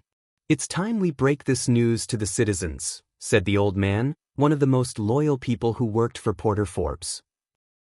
Everyone in the room shared the same pain as King Porter and Queen Clarice because they saw Chanel grow up to be a young lady from a baby. They loved the princess like she was their own. Unlike the royal courts, everyone loved Porter Forbes. He was a kind and benevolent king. The old man's voice stuttered as he couldn't say what he really wanted to. Everyone who checked Chanel had told them one thing: the curse cannot be lifted. Some even said the king and queen should make peace and say goodbye to Chanel. King Porter's last resort was the Guardians, but even though Noah was a god, he lacked the powers to perform the miracle of lifting the curse. "How can I?" the king muttered. "Arg." Suddenly, Chanel began to scream and frantically wriggled on the bed. Queen Clarice quickly wrapped her slender arm around Chanel's waist and stopped her daughter from rolling out of bed. Meanwhile, Porter grabbed Chanel's legs and tried to lessen her squirming. Princess Chanel's scream echoed through the room, making everyone shudder. The way she screamed and shouted really made them want to leave the room as soon as possible. They weren't strong enough to stay there and see the princess in agony. Princess Chanel continued to suffer for almost an hour. By the time she stopped screaming, her body had no strength left to move. Except for the muffled groans, no words or sounds came out of Chanel's mouth. Porter's heart told him to have hope and expect Noah to return with a cure, while his mind told him to accept the inevitable. He was unfortunate enough to know how powerful elven curses are. One of the elven runemasters who examined Chanel's soul told him that no one could lift the curse, including the one who put the curse in the first place. The curse was unliftable and shouldn't have been used on a human, according to the elf. So nothing would happen even if the Empress herself ordered the elf who put the curse to lift it. Porter's eyes became watery as he slowly turned around to address everyone in the room. "Please leave us alone for a moment," Porter's voice broke off. "Take all the time you need, Your Majesty. We will take care of everything else," said the old man before leaving the room with the others. After everyone left the room, Porter finally let go of the tears in his eyes. His legs refused to take a step forward. He moved like a snail, reached his wife's side, and collapsed on the bed. Chanel was their only daughter, and the memories they had with Chanel flashed before their eyes. "Is this the end, Porter?" Queen Clarice broke into tears. Words barely escape her mouth. Porter couldn't even give Clarice a few comforting words because he knew there was no way of helping Chanel. If there was a chance of remotely lifting the curse, Noah would have given them hope. Even he told Porter to strengthen his heart and mind and prepare for anything. "Why do the gods want this for us? What did we do wrong?" "If there was a god, he wouldn't have let this happen to our daughter," Porter said, gritting his teeth. The helplessness he felt turned into anger, and when Clarice talked about the gods, Porter snapped. But little did they know that when they needed a god, the one who arrived to help was the devil. The curtains slowly swayed to the wind as Porter and Clarice felt a cold breeze. Everyone around them darkened as the dim light orbs flickered. At first, they thought the wind caused the orbs to flicker. But then, everything grew darker to the point Porter and Clarice couldn't see what was before them. The room turned pitch black. A few seconds later, the orbs flickered back to life, giving them just enough light to illuminate a third figure in the room. Porter's pupils shrunk as he saw someone sitting on the other side of Chanel's bed. Porter's warrior instincts kicked in as he quickly rose from the bed. He instinctively reached for the sword and grabbed the side of his waist where he used to have his sword. Queen Clarice's motherly instinct made her pull Chanel close to her. A calm voice resonated through the room when Porter was about to shout out for the guards. "You wouldn't make a sound if you want your daughter to live." The words made Porter's heart skip a beat and prevented him from making a sound. As much as Porter wanted the guards to come running into the room, he wanted to know if there was some truth to the intruder's words. "Show yourself," Porter ordered the intruder. A candle slowly flew past him and hovered beside the intruder. Then, the intruder lit the candle with a snap of his fingers. To Porter's shock, the candlelight illuminated the face that terrified everyone, the Dark Lord.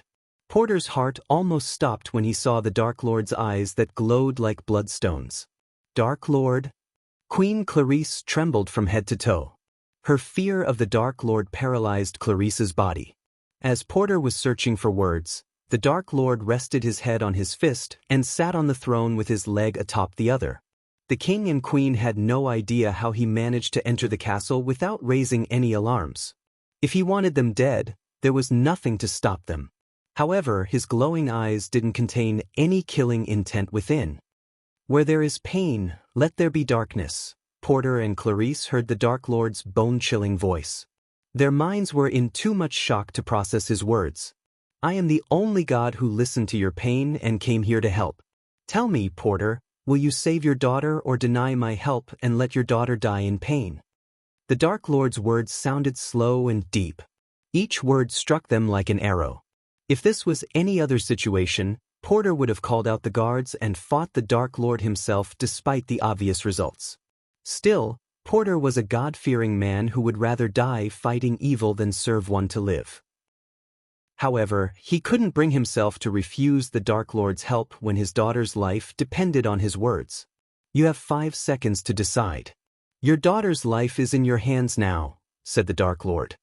He didn't give them much time to think about anything except Chanel's life. This was the small light of hope they had in days. Everything and everyone failed them, and in 3 days, their daughter would die in pain. Any parent at this time would give anyone anything to save their child, and Porter and Clarice were no different. 1. The Dark Lord raised a finger. 2. He raised another finger and continued to count. "Save her," Porter answered him when the Dark Lord reached count 4. 200 million and your teleportation portal. That would be the price for your daughter's life. Porter wasn't surprised because he expected to pay the price when the man before him was the Dark Lord. However, Porter and Clarice felt glad that the price for saving their daughter was gold coins and the portal instead of their souls or anything that would forever bind them to the Dark Lord. "You can take whatever you want as long as you lift this curse from my daughter." Porter rushed the Dark Lord when Chanel's groans got louder. They shuddered when the Dark Lord rose from his throne and stepped toward their daughter. Part of them wanted to keep Chanel away from the Dark Lord's reach, but they stood still like statues, looking at the Dark Lord placing his hand on Chanel's head. As soon as the Dark Lord touched Chanel, her body trembled. A glow appeared in Chanel's chest as Porter and Clarice watched the glow getting brighter and brighter until they heard something snap. After they heard a sound like a twig break, the Dark Lord took his hand away from Chanel and stepped back. "Father," Porter heard the word he thought he would never hear again. Under his watery gaze, Chanel slowly opened her eyes. Chapter 852 Portal to the Forge. King Porter Forbes and Queen Clarice spent the entire day with Chanel, who was miraculously cured by someone. The ministers were speechless to see Chanel walking out of her room fully healed. The king and queen went with the story that the curse suddenly disappeared from Chanel's soul. As much as the monsters and the nobles doubted Porter's words, they had no other explanation. The possibility of the Dark Lord entering the castle and lifting the curse had never come across their minds. That day, King Porter ordered the servants to prepare a lavish feast, celebrating Chanel's recovery. The evening sun cast long shadows upon Kingdom Kethern. As the slanting rays of the setting sun gave a warm orange tinge to the horizon, the darkness slowly shrouded the rest of the world.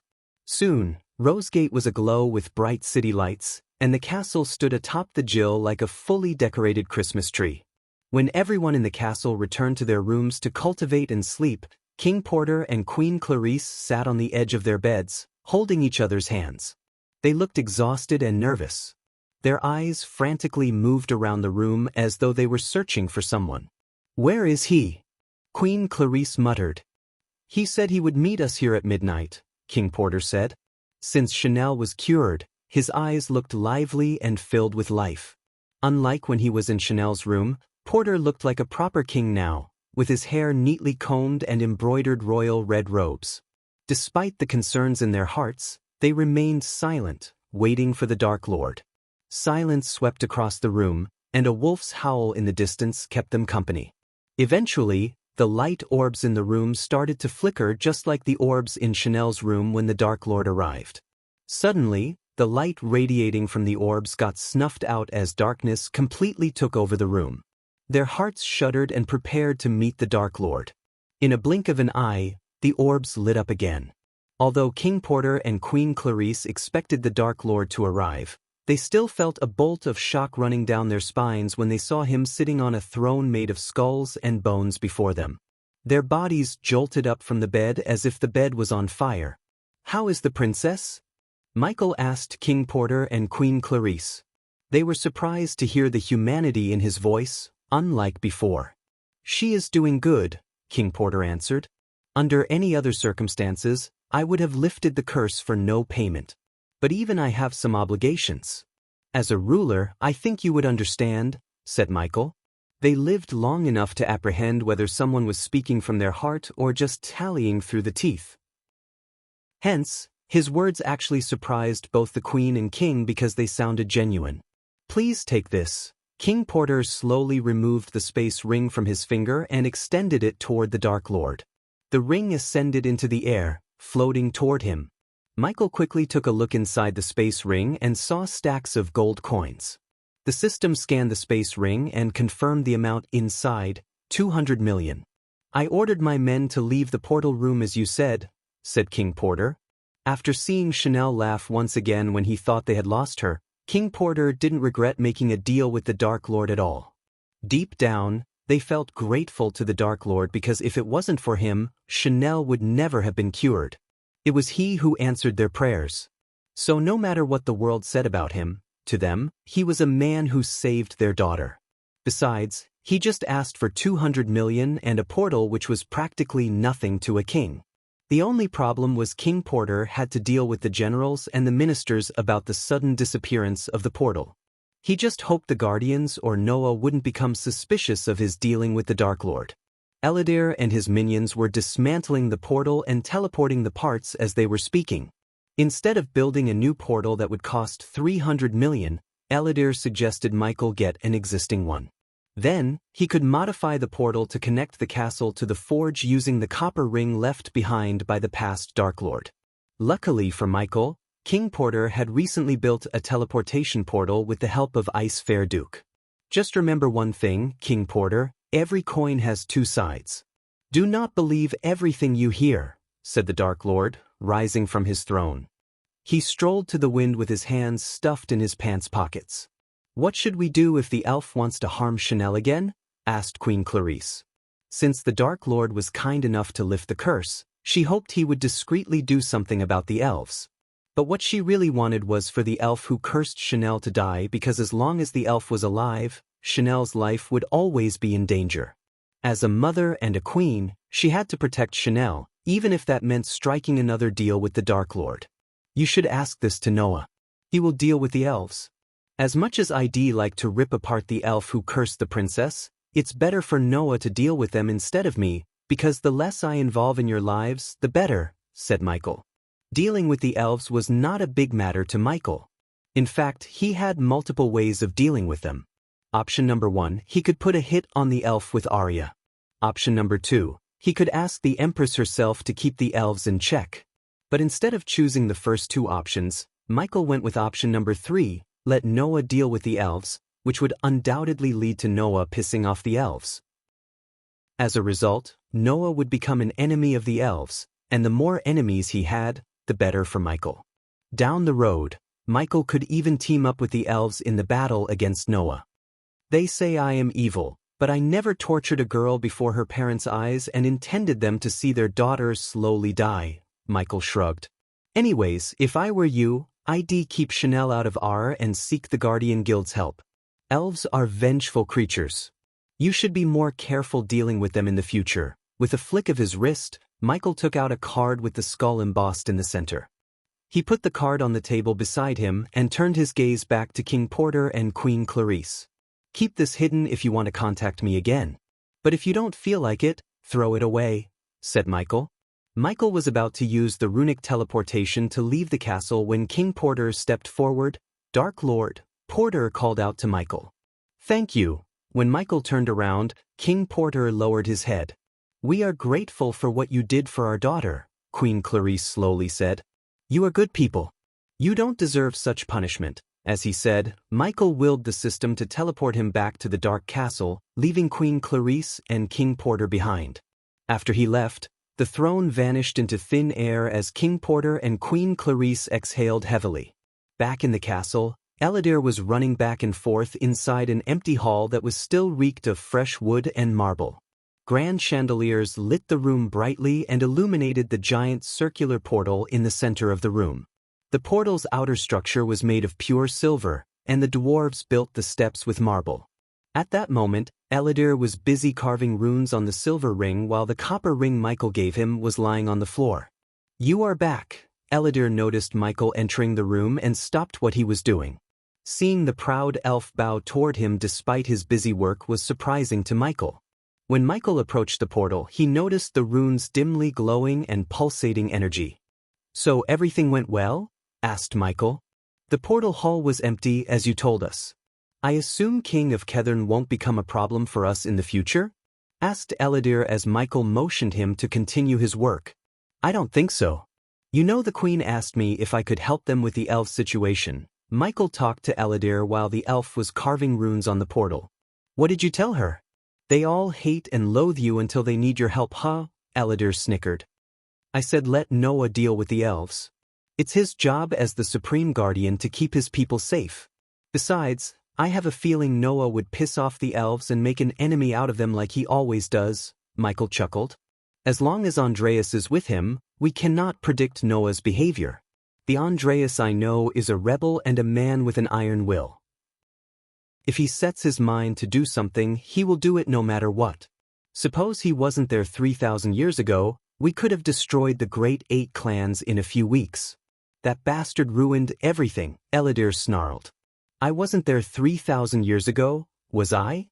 I would like to see him try that again. Michael cracked his fingers. After we finish the portal, we should go to the forge and complete our new weapon for Big Bertha, said Michael. I looked into the design and came up with the necessary runes. But those runes require a huge amount of energy. At one point, you have to come up with an alternative for arch energy crystals, one problem at a time, Eladir. We still haven't mined a quarter of the crystals in the mountain, said Michael. As far as Michael was concerned, Mugashuk's energy radiation would continue to form crystals in the Stormville Mountain, and that Hydra wasn't going anywhere soon. So Michael didn't need to worry about the arch energy crystals running out.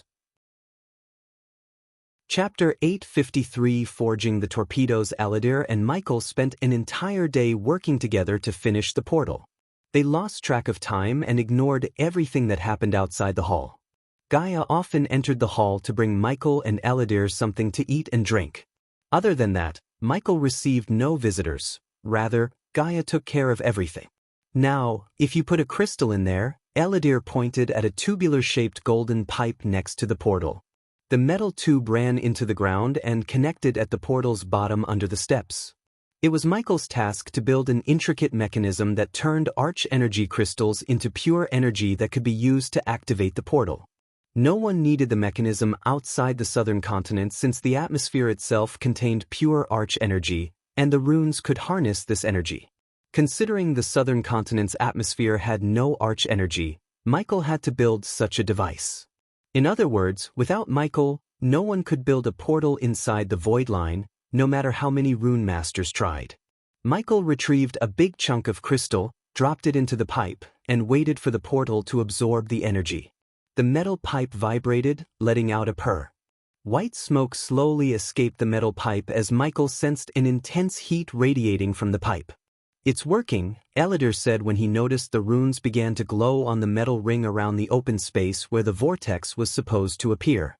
These intricate symbols began to glow brighter and brighter until Michael felt the space around him distort. It was like an invisible magnet pulling him closer. With a suppressed boom, a crimson-red vortex appeared within the ring in a blink of an eye. Let's bring some creature and send it through the portal first, Eladir said. But he was too late to realize Michael had already dashed into the portal. When Michael entered the vortex, everything went dark for a split second, and then, the scenery around him changed. He appeared right at the entrance to his forge. The forge looked the same as when he had left it a few days before. Before he stepped into the forge, he turned around to see if the vortex was still there. Surprisingly, there was no swirling vortex behind him. Instead, all he could see was a glowing rune on the wall. Michael instinctively placed his hand on the rune that resembled a swirl. The moment he touched the rune, the wall trembled. Then, the wall slowly split open, forming an archway. Inside the archway, Michael saw the crimson-red vortex. Michael strolled toward the portal and entered it once again to reach Eladir. That was dangerous, Eladir snarled when Michael stepped out of the portal. We are the best at what we do. So I didn't have to worry, Michael shrugged. Besides, the system would have warned him if the portal led to somewhere else than the forge. Follow me. The forge awaits, said Michael. Eladir followed Michael into the portal and stepped into the demon's grave for the first time in his life. The forge welcomed Eladir with its scorching heat. Eladir didn't even spend a few seconds in the forge as he began to sweat bullets. As soon as Michael entered the forge, he removed his long coat and the full-sleeve shirt he wore beneath. Why is it so hot here? The heat he felt was nothing like he had ever felt. It was like someone put him inside a boiling cauldron. On top of that, the furnace wasn't even burning. Michael chuckled, seeing Eladir getting drenched in his own sweat. We are inside a volcanic mountain. Take a look at this. Michael walked to the furnace and pulled the lever as the golden lava oozed into the furnace through the pipes hanging above. What do you mean a volcano? Asked Eladir. Come with me. Michael walked out of the forge and headed outside to show Eladir where they were. Eladir followed him through a dark narrow corridor until they reached a dead end. What he thought was a dead end turned out to be a door when the Dark Lord placed his hand on the wall. The moment Michael opened the door, an intense, scorching heat wave brushed past Eladir, almost burning his hair. Careful, said Michael, shielding Eladir from tripping down the narrow path and falling down right into the bubbling lava. Now Eladir realized what he meant by inside a volcanic mountain. As I said before, I cannot fly in the demon's grave. So to get up there, we need to climb. Michael pointed at the top of the mountain. But if you do not want, we can return to the forge. Michael knew although Eladir was inside the body of a half-elf, he still behaved like a dark elf who was extremely sensitive to dry or hot weather. The last thing Michael wanted was to hear Eladir bitch about climbing the mountain. However, Eladir surprised Michael with his answer. I am not a delicate young flower. Of course, I want to climb. Follow my lead if you can, Dark Lord. Eladir snickered and started to climb the wall like he was an expert mountain climber. I didn't expect that. Michael's brows arched up, looking at the elf crawling up the wall without slowing down. He was not going to lose to an elf in mountain climbing, so Michael started to climb as fast as he could. Eladir was surprisingly fast, but Michael was faster than him. With a few leaps and jumpers, Michael reached the top and extended his arm to help Eladir reach the top. Where did you learn to climb like this? Michael asked Eladir as the elf grabbed Michael's hand and reached the top. When Eladir was about to answer Michael, he saw the vast open world of Demon's Grave. The sight of red skies, thunderstorms, and smoky air stunned Eladir to the core. On top of that, Eladir saw the Colossus bull in the distance, and his jaw dropped. What in the hell is that? Eladir asked, looking at the bull. Something we don't want to mess with, said Michael. Eladir's gaze swept across the vast land. The demon's grave looked more terrifying than he had previously imagined. He felt lucky Skyhall prisoned him in the Ukilun realm. At least he had a beautiful place for sightseeing. Almost half an hour later, Michael and Eladir returned to the forge and started working on their next project, the torpedoes. Eladir stepped outside the forge and into the dark castle to get everything they needed from the storeroom. Then, Eladir returned to the forge to see Michael starting the furnace. When he thought the temperature couldn't go any higher, the furnace surprised Eladir with its scorching heat lava. Michael put the metal ores into a large cauldron and hung it above the lava. Because they weren't dark metal ores bought from the system, the hot lava provided more than enough heat to melt them into hot gooey goodness. While Michael was working near the furnace, Eladir studied the invisible runes around the forge. To others, the runes were invisible, but to him, they glowed as bright as stars in the midnight sky. The more runes he saw, the more he realized the similarity with his own work. To be more precise, they were his work. The runes were almost everywhere, the tables, walls, ceiling, and pipes. Everywhere he turned, he saw runes. This whole forge was a beautiful mix of runes and intricate contraptions, just like the portal. The forge was a symbol of friendship between the Dark Lord and Eladir, the elf who stood by the Dark Lord's side till the last day when he reset the entire universe.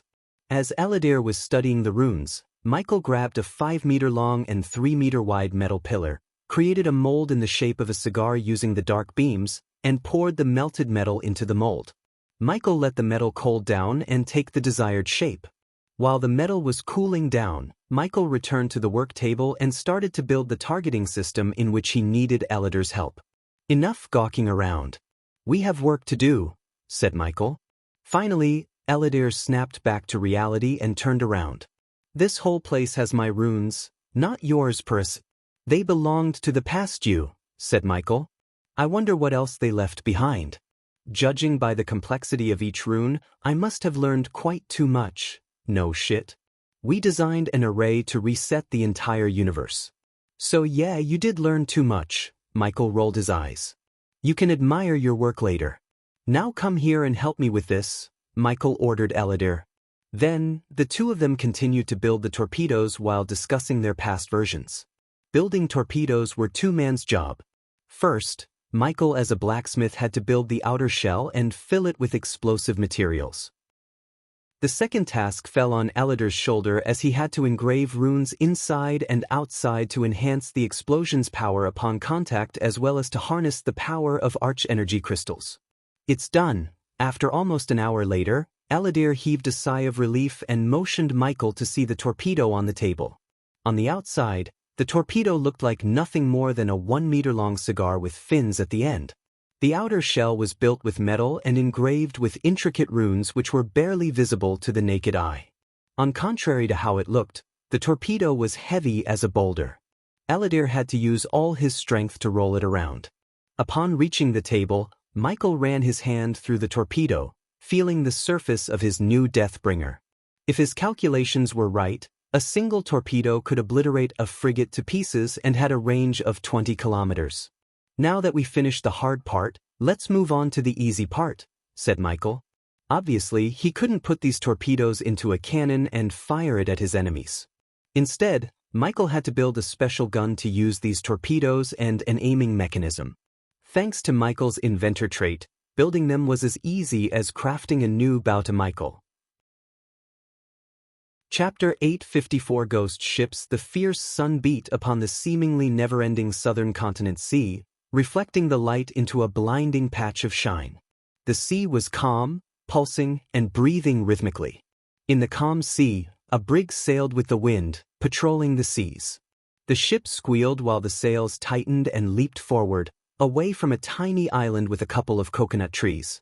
The tame lapping of ripples against the hull rang out across the bay. As the sail with a skull painted on rose higher and higher, the glistening reflection blinded Captain Fairbank, casting a dark shadow down the ship's upper deck. Slowly it blended with the calm and sparkly, orange-shaded water. The sail calmly swayed from side to side and occasionally flapped in the morning's ocean breeze. The stench of salty air gave the crew a kick of boost to tackle the day ahead of them. In the distance, a gust danced and twirled across the water's surface. The ship slowly glided forward through the mirror-like water. The puff ever so slowly crept closer as if it was the predator and everything else was the prey. Look alive, men. We have rich fat merchants to milk. Captain Fairbanks roared. The soft breeze streamed through his red hair and oval face with blue eyes. His loose white shirt fluttered in the wind, exposing his hairy chest. Fairbanks and his crew terrorized the sea under Pirate Lord Vance until the Dark Lord decided to kill Vance and many of his pirate captains for refusing his offer to join him. Fairbanks was one of the lucky ones who were spared by the Dark Lord's wrath. I have a report saying the Phoenix Manor merchants are on their way to Geisel for gem trading. So you men know the drill. We intercept, check their goods and make them pay their taxes. Fairbanks laughed out loud. A year ago, he wouldn't have spoken these words even if someone had put a blade against his throat. He used to pillage merchant ships to the bones and sink them for fun. Most of the pirates lived like this, and as a result, merchant ships rarely ventured into their seas. During their best days, they pillaged 1 or 2 ships every 3 months and went without pillaging for the rest of the year. Sometimes, 2 pirate groups would fight each other for a crate of rum or less. But everything changed when the Dark Lord conquered the seas and took over the pirates. He struck deals with the merchants and ordered the pirates to stop pillaging them like madmen. Instead of pillaging, the Dark Lord ordered the merchants to pay a percentage to the pirates every time they ventured into the southern continent for trade. Many pirates hated the idea of collecting taxes and not pillaging. But they did as they were told anyway because the pirates knew better than to mess with the Dark Lord. Those who did were brutally murdered and thrown to the sharks in front of the other pirates as a warning sign. Fairbanks was one of those who wanted to avoid ending up being shark food. At first, Fairbanks and his crew were skeptical about the Dark Lord's unconventional order, but the number of merchant ships coming to the southern continent gradually increased. Within 6 months, there were more merchant ships than pirate ships on the seas. As a result, the pirates were able to make more coins as their cut from the tax than they ever did pillaging. The pirates who felt skeptical and hated the Dark Lord for preventing them from pillaging quickly changed their minds about him. Under the Dark Lord, the pirates thrived and lived their golden age. For Fairbanks, this was just another relaxing day at the sea. His task was to intercept the merchant ships and tax them according to the goods they were carrying. After all these times, Fairbanks could do the tasks in his sleep. As he was sailing on the calm sea, his quartermaster, a dark-skinned man with nose piercing, rushed toward Fairbanks. "Captain, we have spotted a ghost ship," the quartermaster said. His dark eyes contained a sliver of fear. Fairbanks had the same fear in his eyes as he heard about ships with no symbols or crest on sails attacking the pirate ships and disappearing. Rumor had it that the Dark Lord's naval army has lost 5 pirate ships to these ghost ships. Fairbanks' hands reached for the spyglass dangling on his waist and looked in the direction the quartermaster was pointing. Through the spyglass, Fairbanks saw a lone ship heading in their direction. There it was, a frigate with no symbols or crest on its gray sails. As soon as Fairbanks spotted the ghost ship, a strange bell echoed through the calm sea. It sounded like a cry mixed with both anger and sadness. "What are your orders, Captain?" asked the quartermaster. Fairbanks lowered his spyglass and turned his gaze back to the quartermaster. "Man the cannons and prepare for a battle," said Fairbanks. His voice was loud enough for the entire crew to hear him. Soon, they all grabbed a spyglass and scanned the horizon. "Ghost ship spotted." At that moment, a pirate manning the crow's nest shouted, pointing at the horizon. Almost everyone on the upper deck heard and saw the ghost ship. It was too late for panic control. "Prepare the cannons," the quartermaster roared as his order swept across the deck. The pirates panicked and stood still like statues for a few moments. They spent too long collecting taxes and enjoying life without battle, so when they were ordered to prepare for battle, their bodies refused to move. It took them a few moments to realize the danger they were in. "We will bring their heads to the Dark Lord," Fairbanks shouted. The moment the crew heard the name of the Dark Lord, they snapped back to reality because the fear of the ghost ship was nowhere close to the fear they had of the Dark Lord. The crew quickly reached the cannons, and some ran down to the lower decks to convey the battle order to the crew down there. While the crew was preparing for a battle, Fairbanks raised his spyglass to take a look at the ghost ship again. To his complete shock, he saw no ship through the spyglass. He frantically moved the spyglass left and right, trying to locate the ship. Looking at Fairbanks, the quartermaster looked through his own spyglass and was stunned by the sight of an empty horizon.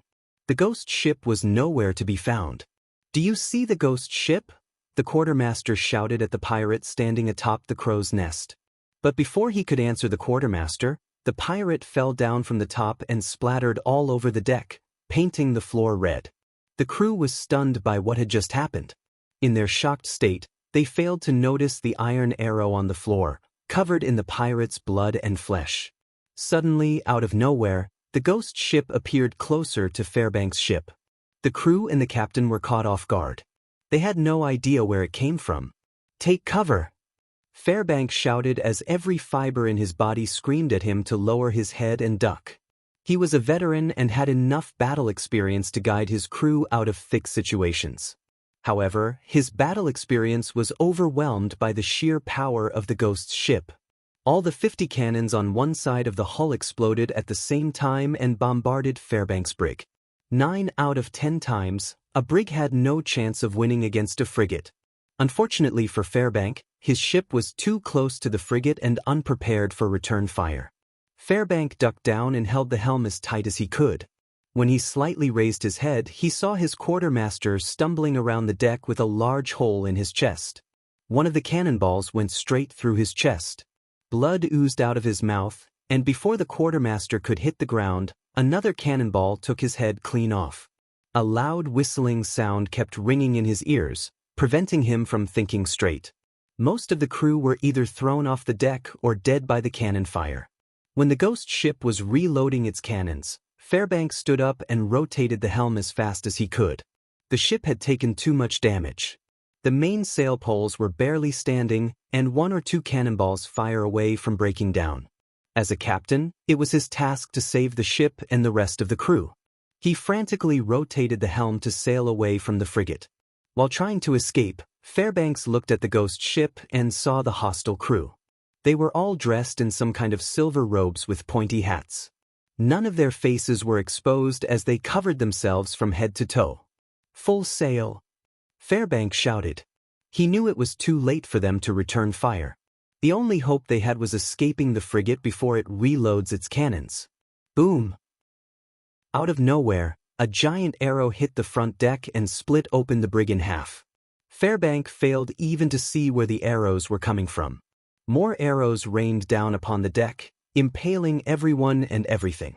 With the front half slowly sinking down, there was no chance for Fairbanks to escape the frigate that had almost finished reloading its cannons. "I am not going down without a fight," Fairbanks roared as he unsheathed his cutlass. He ran toward the rope they used to board the hostile ships and tried to swing to the frigate. He could have escaped if he had let go of the rope and jumped into the water. However, he was a pirate through and through. He may have let go of pillaging, but he would never die without putting up a fight. When he was about to land on the deck, he heard another volley of explosions. Suddenly, everything turned dark around him. The last thing he remembered was a sharp pain in his head. Then, his whole body felt light. Chapter 855 New Weapon for Big Bertha. Meanwhile, back in the forge, Michael finished forging everything he needed to use the torpedoes and prepared to leave. He put out the fire in the furnace while Eladir put the torpedoes in the space ring. To snuff out the flames, Michael had to pull the lever beside the furnace down. As soon as he pulled it down, a chilling stream of frost fired out of the ancient ice core and put out the flames. "Let's go," Michael said. Eladir nodded and walked toward the portal to leave the forge. After they entered the portal, a strange sensation ran through their bodies. The sudden drop in the temperature affected their bodies and minds. It took Eladir a few moments to feel normal. On the other hand, when they stepped out of the portal, Michael saw Gaia was waiting for them with Azazel. "We have a situation," Gaia creased her brows. She didn't even bother to inquire with them about the portal or the forge. Michael knew something was amiss. "What happened?" Michael asked. "Do you remember the ghost ships that's been attacking our ship in the southern continent?" Gaia asked Michael as he nodded. Corey complained about these ships at the gathering. Apparently, these ships were using hit-and-run tactics with the backup of killing themselves in case someone managed to capture them. Before leaving for the demon's grave, Michael ordered Corey to get to the bottom of it and unwrap the mystery behind those unknown ships. But judging by the look on Gaia's face, he could tell these ships had appeared once again. "They sank one of our ships a few minutes ago," said Gaia. "You should see this, my lord." Azazel handed over the tablet-sized mirror in his hand to Michael. The mirror flickered for a moment before showing Michael a calm sea from the point of view of someone near the rudder. "Captain, we have spotted a ghost ship." Michael saw a dark-skinned man in the mirror. After a few attacks, Corey asked me for spiders so she could monitor every captain under her command. Gaia explained to Michael why the ship captain was wearing a spider. He totally focused in the mirror, searching for the ghost ship. "Ghost ship spotted." Michael saw the pirate atop the crow's nest pointing at the horizon. Soon, the pirate captain turned his gaze toward the direction the pirate pointed. "Get to the good point," said Gaia and slid her fingers through the mirror as the feed in the mirror played faster. She removed her hands from the mirror when a gray ship sailed beside the pirate captain's ship. The feed was not stable as he was covering down from cover. Still, Michael was able to pause the feed and take a clear look at the hostile ship. This frigate in the mirror had a grayish hull, sails with no crest or emblem, and a crew completely covered from head to toe. If Michael wasn't a blacksmith, he would have missed the complex build of the ship. Although it looked like a typical frigate, the ship was built differently. For example, the hull had tiny holes the size of a fist under every hull cannon. On top of that, the cannons on the upper deck were different from typical cannons. They were built in a rectangular shape instead of a conical shape. "I am not going down without a fight." Michael saw the pirate captain standing up and running toward the rope despite the bombardment. He grabbed the rope, swinging toward the ghost ship. The feed distorted in the mirror before everything turned blue. "When did this happen exactly?" asked Michael. 5 minutes ago. Big Bertha was sailing nearby, so I ordered them to head to the ambush location," said Gaia. Her eyes glimmered with killing intent, and one could literally feel the cold, murderous aura around her. "They will pay for what they did," Michael calmly said. He extended his palm toward Eladir as the elf removed the space ring containing the torpedo from his finger and placed it on Michael's palm. Without uttering a word, Gaia stepped closer to him and waited for him to activate the teleportation. Thanks to the runic teleportation, Michael was able to directly reach the Big Bertha in a blink of an eye. Full sails, full sails. Short was running around Big Bertha's upper deck, ordering his crew around. As a quartermaster to the temporary captain of Big Bertha, Corey had quite an authority among the pirates. Shorty didn't earn his position by simply being cute or bootlicking but through his hard work. Michael and Gaia were impressed when he completely stopped drinking and cultivated diligently for the past year. The Olympus around Shorty's wrist was a symbol of his hard work and a painful reminder to anyone who dares to mess with him. Usually, the Big Bertha would be anchored at Corey's island and rarely sailed the seas. However, when Corey heard about another attack and the Dark Queen's order, she sailed to where the ambush happened. Since they were alone, Gaia hoped the ghost ships might try to attack Big Bertha. Unlike Fairbank's crew, the Big Bertha crew was trained to be on guard always. Among the pirates, they lived the longest and had the most battle experience. Coupled with Corey's talents in the rudder, Big Bertha could be ranked as one of the most powerful ships in the world. "Captain, I can see some debris on the water," Shorty came running to Corey and said. "Lower the sails." Corey's orders surprised Shorty and the crew. They were certain that Corey would order them to raise the sails to gain maximum speed. But on the contrary, she ordered them to lower the sails. Despite the shocking order, Shorty nodded as the crew pulled down the ropes, lowering the black sail with a crimson-red skull painted on the center. The ship gradually lost its speed, and since the wind was against them, they almost came to a halt. Meanwhile, the crew loaded the cannons and the mortar on the front of the deck. Once they could see the ghost ship, they would bombard it with all the firepower they had. As they slowly sailed toward the sea, where Corey noticed black smoke emanating, Big Bertha sailed toward the debris at a snail's pace. Suddenly, Corey felt a strong gust of wind blow past her. She quickly turned around to see the Dark Lord appear out of thin air with the Dark Queen. "My lord, my lady," Corey quickly bowed toward Michael and Gaia. "Captain is on board." Shorty roared as he ran toward Michael and Gaia. He smiled from ear to ear, looking at them. Michael acknowledged Shorty with a friendly nod. Corey was about to say something when Michael ascended into the air and landed on the crow's nest. "Let's see where you are," Michael muttered to himself as his pupils shrunk to the size of a tiny dot. His perception swept across the sea. Michael closed his eyes for a moment, focusing on the environmental scanning. A few seconds later, Michael's eyes abruptly opened. He slowly turned around to see a ship far away on the horizon. The ship was too far for normal eyesight or even for the spyglass. But Michael could see the ship sailing with no crest or symbol on its sails. It was the same ship that sank Fairbank's ship. There was no doubt in Michael's mind. Michael's eyes completely turned pitch black, and then his pupils glowed like rubies for a moment. "Turn around the ship and sail to the southwest," Michael's voice echoed through the ship. Following Michael's order, Gaia ascended into the air and floated to Michael's side. "Did you find it?" asked Gaia, her eyes glimmering with intense murdering intent. Michael nodded. "They'll see how they hit and run this time," Michael snickered. "Just sail toward it as slow as you can. Let them come to us. I have a surprise for them." Gaia nodded as Michael leaped from the crow's nest into the water. Under the water, everything turned dark blue. Michael willed the APD to inject a pill into his bloodstream that would allow him to breathe underwater. He moved through the water like a shark until he reached the very bottom of Big Bertha. His eyes turned black, shooting dark beams at the hull. Countless bubbles appeared around the dark beams as the beams vaporized the water in an instant. Deep orange lines appeared in the black hull everywhere the dark beams touched. Michael cut a 3-meter-long and 2-meter-wide piece of hull and took out a tubular pipe from his space ring. The silver metal pipe perfectly fitted into the hole Michael had just carved out. After placing the pipe into the hole, Michael closed the hole once again with the wood and swam to the other side to repeat the same process. Michael spent the next 15 minutes moving along with the ship and fitting Big Bertha with the torpedo gun. Now that he had finished installing the guns, Big Bertha had 2 unique shots, the mortar and the torpedoes. Compared to the mortar, the torpedo had 5 times the range.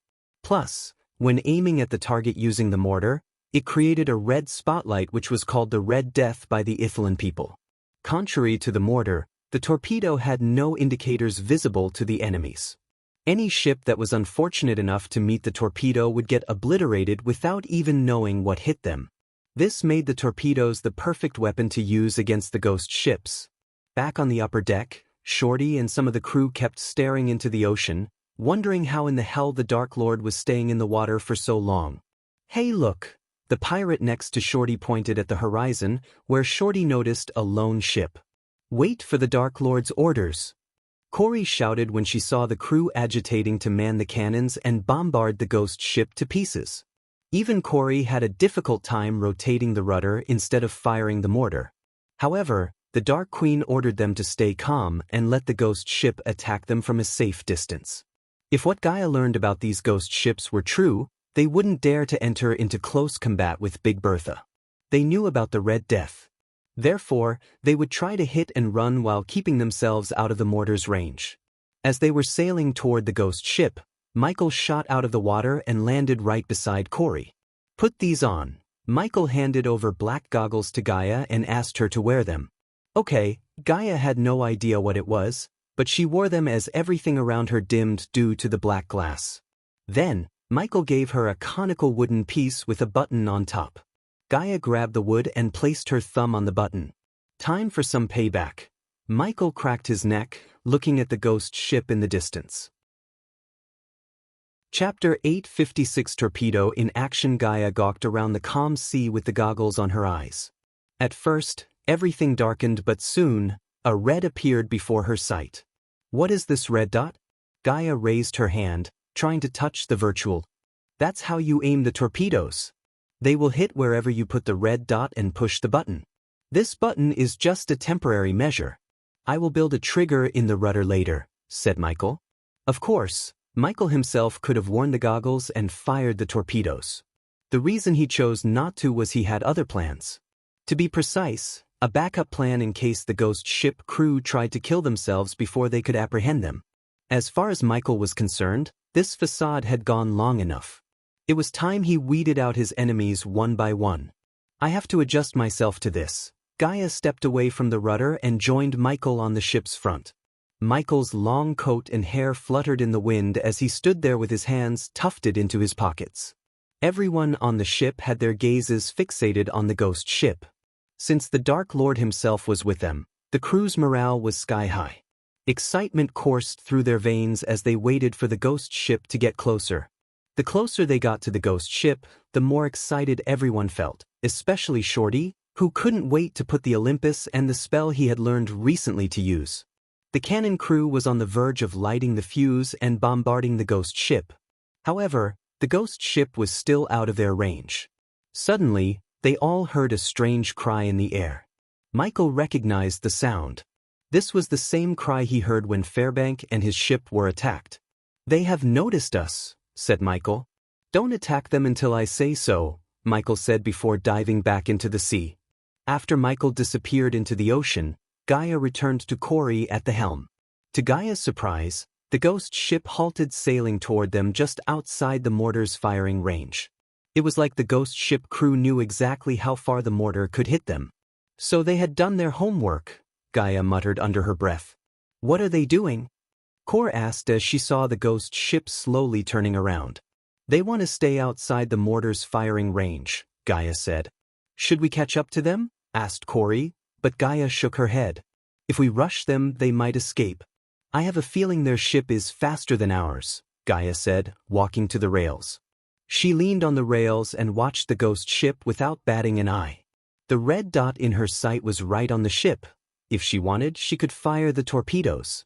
However, she had to wait for Michael's order. Meanwhile, inside the sea, Michael soared through the deep sea toward the ghost ship. He dived deeper into the ocean and used the lightning dash to increase his speed. In a few moments, he vaguely saw the ghost ship's dark shadow in the near distance. As he moved closer, he noticed strange ripples under the ghost ship. He closed his eyes and focused on the surroundings. A strange noise, a rhythmic pulse, reached his ears. The ghost ship was creating some kind of pulse around it.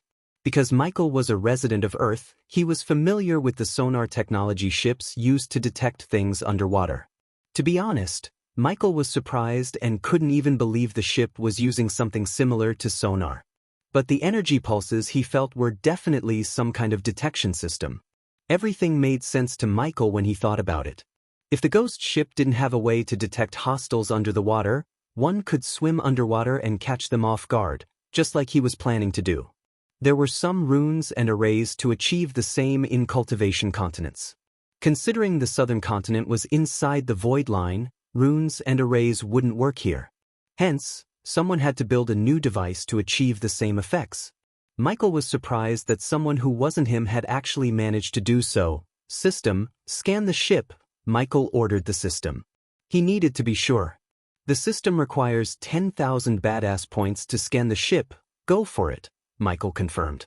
While the system's invisible rays were scanning the ship, Michael moved backward from the ghost ship. He didn't want the pulses to detect him. No matter what contraptions they used, today he would start dismantling this unknown enemy. His enemies had mistaken his patience for a lack of action. The system can confirm the host's suspicion. The ghost ship has indeed a device that mimics sonar pulses to detect hostile activity underwater in a 10-meter radius. A powerful bolt of lightning to the hull could disrupt the device. As Michael was contemplating whether he should disrupt the device or not, he heard the cannons crackling inside the hull. The very next moment, the cannons exploded, sending a volley of flaming cannonballs toward Big Bertha. Michael was pushed back for a few meters by the shock wave that traveled around the ghost ship. Michael quickly turned on the thermal vision and turned in the direction of Big Bertha. Once again, the ghost ship surprised Michael with its cannon gun range. After he heard the explosion, Michael formed a bubble around his head and contacted Gaia through the earpiece. "Are you hit?" Michael asked Gaia. Michael heard Shorty and the crew shouting and cursing the ghost ship. It took Gaia a few seconds to respond to him. "How in the fuck are they hitting us from this far? Where are you?" "I am losing my fucking patience here," Gaia roared in pure hatred toward the ghost ship. Her thumb was itching to press the button and fire the torpedoes. "Fire the cannons and pretend you are putting up a fight. Let them think they have the upper hand," said Michael. No one in the ghost ship knew Michael was watching them from below. Having no idea, they kept bombarding Big Bertha. Michael didn't worry about his ship because it was built to withstand huge amounts of damage. It would take two man-o-wars to attack Big Bertha from both sides at the same time to cripple her down. Surprisingly, the ghost ship's cannons had both range and power. On top of that, the reload time was way shorter than Michael had anticipated. After the third volley of cannon fire, Gaia contacted Michael. "We are taking some damage, human." "Anytime now," said Gaia. Michael noticed the ghost ship slowly sailing toward Big Bertha. Now that they had successfully damaged Big Bertha, the ghost ship crew had gotten more courageous. As Michael ordered, Big Bertha fired all her cannons, but none of the cannonballs could reach the ghost ship. For a few minutes, the roars of both ships echoed through the calm sea. As they continued the naval battle, the air reeked of gunpowder and burnt wood. From an outsider's perspective, Big Bertha was losing the battle because she caused no damage to the ghost ship while the latter bombarded Big Bertha with each round of fire. When the ghost ship fired the cannons for the fourth time, Michael clenched his fist as lightning bolts appeared and crackled around his wrists. He waited for the cannons to stop spitting out cannonballs. With lightning bolts crackling around his wrist, Michael followed behind the ghost ship. "Gaia." Michael contacted Gaia. "Do the honor," Michael snickered. Finally, Gaia was elated to hear Michael's order. On Big Bertha's upper deck, Gaia stood up from the cover and strolled toward the edge of the ship. Wooden splinters flew everywhere as the cannons on each side let out thick clouds of smoke after firing. Despite the chaos, Gaia stood firm and raised the button. "Say hello to this, bitch." Gaia pressed the button as the entire ship trembled for a moment. Except for Gaia, none of the crew were aware of the new weapon Michael installed in Big Bertha. She creased her sword-like brows as she saw no smoke or fire. In fact, nothing happened for a few minutes. "My lady," Short crouched toward Gaia and pulled her sleeves. "You should duck down. They are preparing to fire again," Shorty warned Gaia. Boom. Suddenly, they heard a clap of thunder rumbling in the distance, and boom, the ghost ships left half exploded to bits and pieces. Michael's crew was completely stunned. If Gaia didn't know about the torpedoes, she would have thought the gunpowder barrels stored inside the ghost ship had caught fire somehow and exploded from within. The torpedo obliterated the ghost ship and turned its one half into charcoal wood. "Hell yeah!" Shorty bounced up and down in pure joy. But Gaia wasn't as happy as the crew. Instead, she focused on the calm sea around the burning ghost ship. "Any time now," she mumbled under her breath. As she expected, Michael shot out of the water like a whale on drugs and landed straight beside the ghost ship's captain. The crew atop the ghost ship was in chaos. They ran around like headless chickens in their weird gray robes. When Michael landed on their ship, they were completely caught off guard. The man in front of the rudder reached for his sword, only to get stabbed in the neck with an injection. His body froze as he fell down on the deck. Then, Michael turned his focus to the rest. The moment Michael's gaze swept across the deck, an invisible force snuffed out the flames and darkened the ship. Everything turned dead silent for a few moments. The only sound they heard at that time was the lightning bolts crackling around Michael's wrist. The surviving crew immediately reached out for the dagger dangling on their waist. According to Corey, they used this dagger to cut their throats to avoid being captured. As the crew reached for the dagger, Michael simply raised his hand, sending a couple of wind blades toward them. The next moment, several heads flew in the air as blood sprayed out of headless bodies. From the beginning, Michael had no plans to take everyone hostage but one, the captain. As for the others, they could go to hell and wait for the others. You're tuning in to the Passion Pages YouTube channel. We're so grateful for your support, and don't forget to subscribe to join us on this incredible journey through captivating stories. Your generosity through donations truly makes a world of difference, as it's the primary source of revenue that allows me to expand and enhance this channel for you. Thank you from the bottom of my heart for being a part of this adventure.